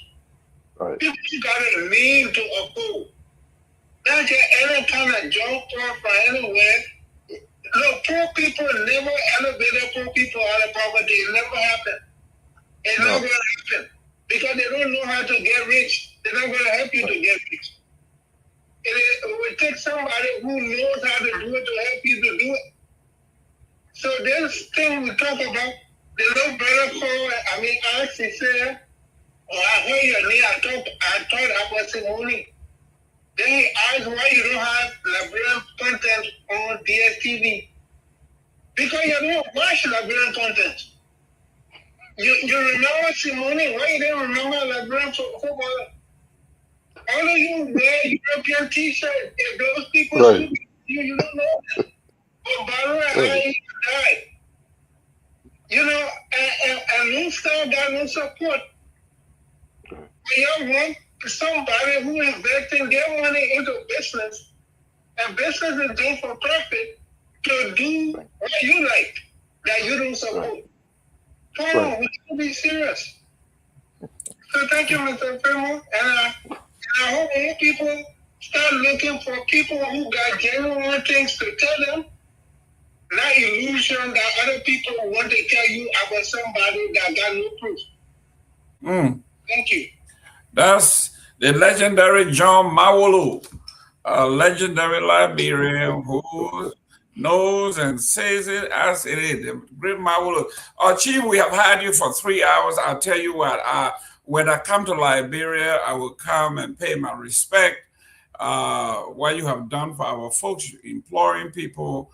My dream has always been if I could just take one person off government payroll, if I can just hire one person as a security guard in my house or a cook and pay them constantly on time every month, I would have done my government a great favor. That is my pledge, to just take 1 or 2 people off government payroll.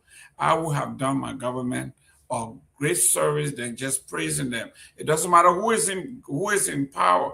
if I can hire 1 or 2 people, put them on a payroll, and pay them on the first of every month consistently, something that the government can do, I will have done myself a great service. Your closing, your parting comments, sir. I know it's too late now. It's time for you to take your rest. I just want to thank you guys for the time. It was a great interaction. Thanks to the audience. Thanks to the callers. Thanks to Mr. Maulo. He says it as it is, and I'm very happy. And we look forward to working with you. Liberia is all we got. Even if we become second citizens in other countries, we need to make sure that the land of our nativity is not abandoned and or deserted. It's been a pleasure. Thank you, Mr. Gayman. And when you come to Liberia, we'll sit down and eat some doma together. Don't worry. Yes. Yeah. Gentlemen, I just want to say goodbye, Mr. Nambe. Don't worry. I will be headed to Sino very soon. The representative from Sino. Which are you from Sino or are you from Grand Crew? You're from Barobo. I'm from Oh, Maryland. you're from Maryland. Yeah. Oh, okay. But no, I'm not going. I'm planning to go to Sino with one of the current representatives from there very soon. But listen, Mr. It has been really very fascinating and honored to have you. I'm with the CMC now. You know. So do you think the man justify himself so they can move over to his party? You're gonna abandon CMC? No, man, please. Hopefully somehow. Man, you remember the picking it? I the call trouble in it, and we just come there. I want to let us in trouble. Hopefully somehow we'll find a way to come together in the grand collaboration. But thank you very much. Right. Thank you. Right. But yeah. So Mr. Anthony, thank you, and Mr. Turi. Thank you so much. Are you with the Ture people that are part of the SDA church? Or your Ture is different? My grandfather was the one who pretty much ran the Wastewater Diamond Mine. He was from Ture. Yes, my grandfather is from. But we have our place on Gerda Street, so Ture from Gerda Street. But we are everywhere. So yeah. But I was trying to say, I'll reach out to you. Like you can see on the screen, I have a podcast that I do is pre-recorded. I'll reach out to you. I want to talk more in depth. I got a question I want to ask you more in depth, but obviously this is no problem. So we can talk more about that as well. No problem. Thank you. Okay, guys, Mr. Gayman, thank you, and you guys have a good night. I'm signing off now. Thank you. Good. Thank you. Nice having you. Okay, guys, let's do 2 minutes each of our post analysis. Let me start with Anthony because he has to go. It's getting late over there. Anthony, your thought on the discussion we just had, and what do you think? Thank you, Mr. Gayman. I think the show was fascinating. It was interesting, and I mean, Mr. Simeon Freeman, who happens to be one of Liberia's top businessmen.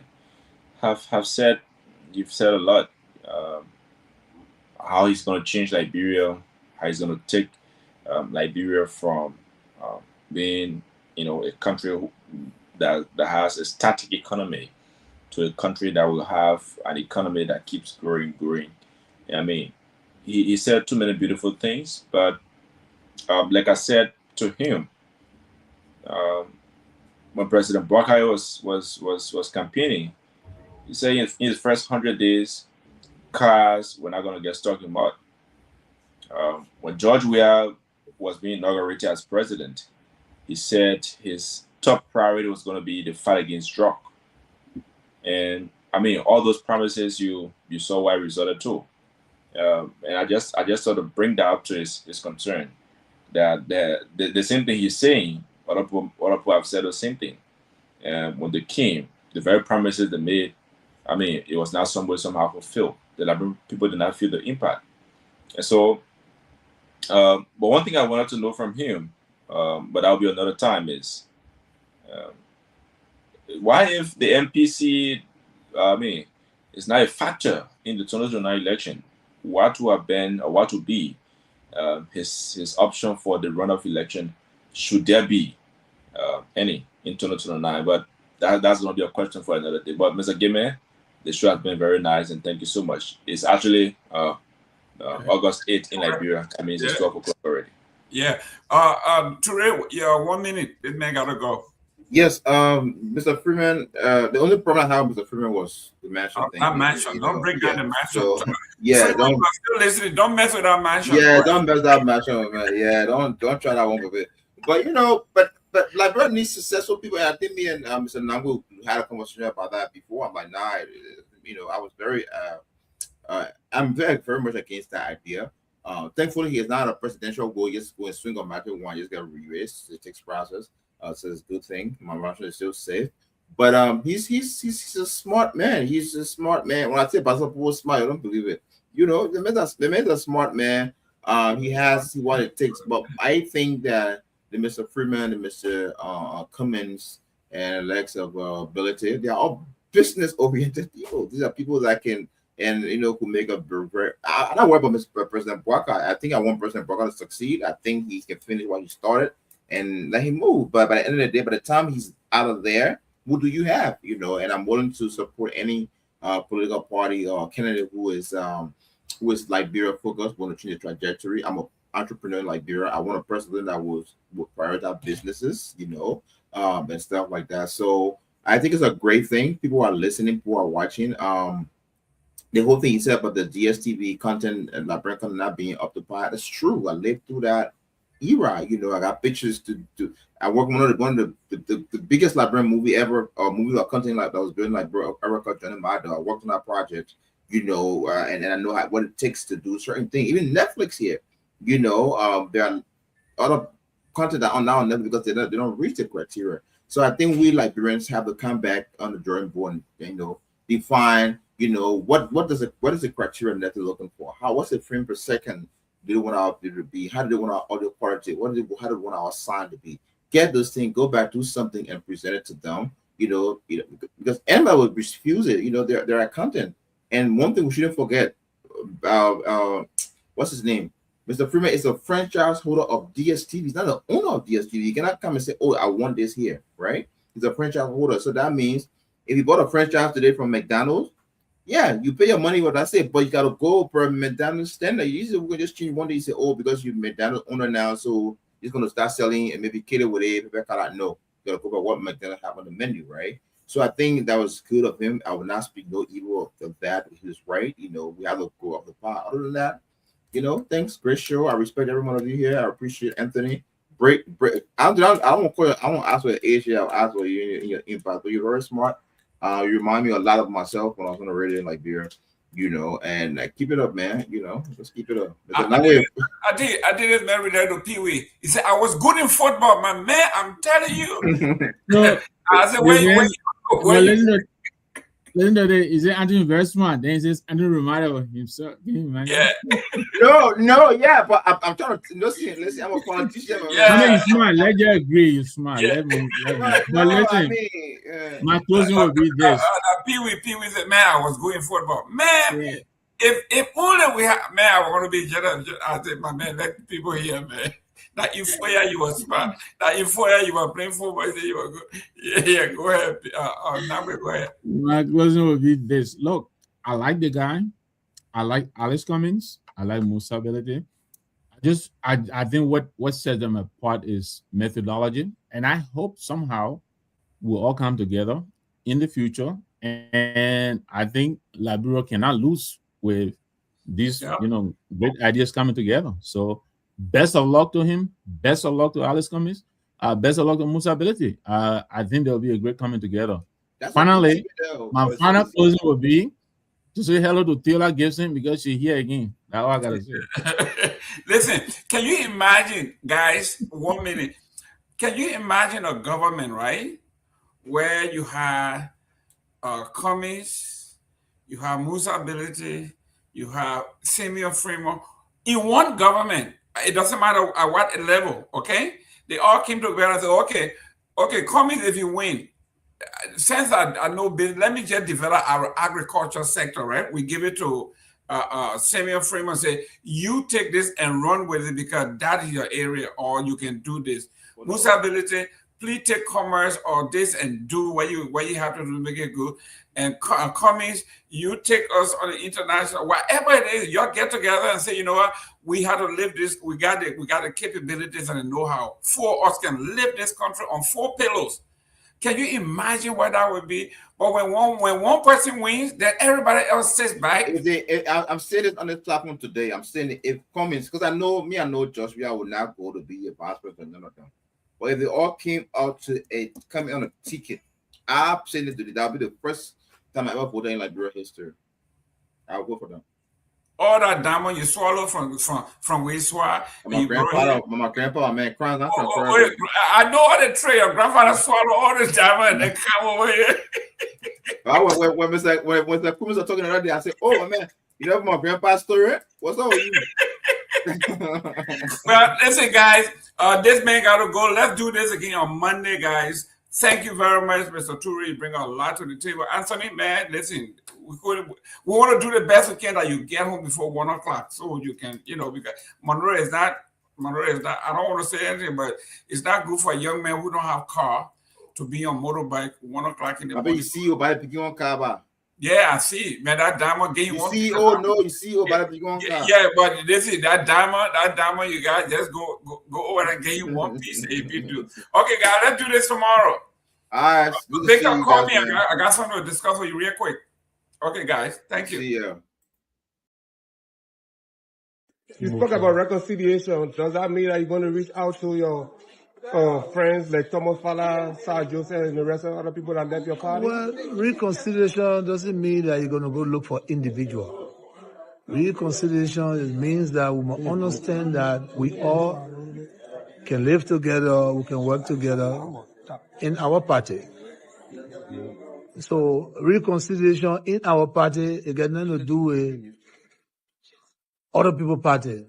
Those that we're reconciling is the people that have issues in our party. Because if we reconcile our own party, then we can foster reconciliation somewhere else. Well, today you ended your convention here in the USA. What's your impression so far? What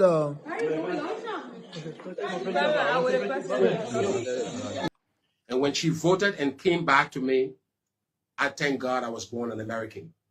Today I saw 9 jurors sitting under my voice, 15 jurors sitting under my voice, 9 of them returning a verdict of not guilty against a powerful government that wanted to be destroyed. That day, I thank God I was born an American. Thank you. So, John Mentor. So you want to bring war crime code? Bring a damn war crime code. Don't be speaking your stinking about every day this thing. Thank you. No, but the war crime code is not intended just for you. But the other thing is mine. The other thing is for me. Bring it. I know it's not coming. There's not a way to bring war crime code. You go through processes, legal processes. You don't talk about things on the floor when you see me. When you see me. Every time they don't see me, you must talk. Then when you talk, I'm just joking. Say you're joking, you say I'm quiet because I'm a preacher. So, folks, want to say thanks for watching the closing argument. It has been a pleasant edition of the show. Catch us up on Monday by the same time, 9 o'clock p.m. in Liberia and 5 o'clock p.m.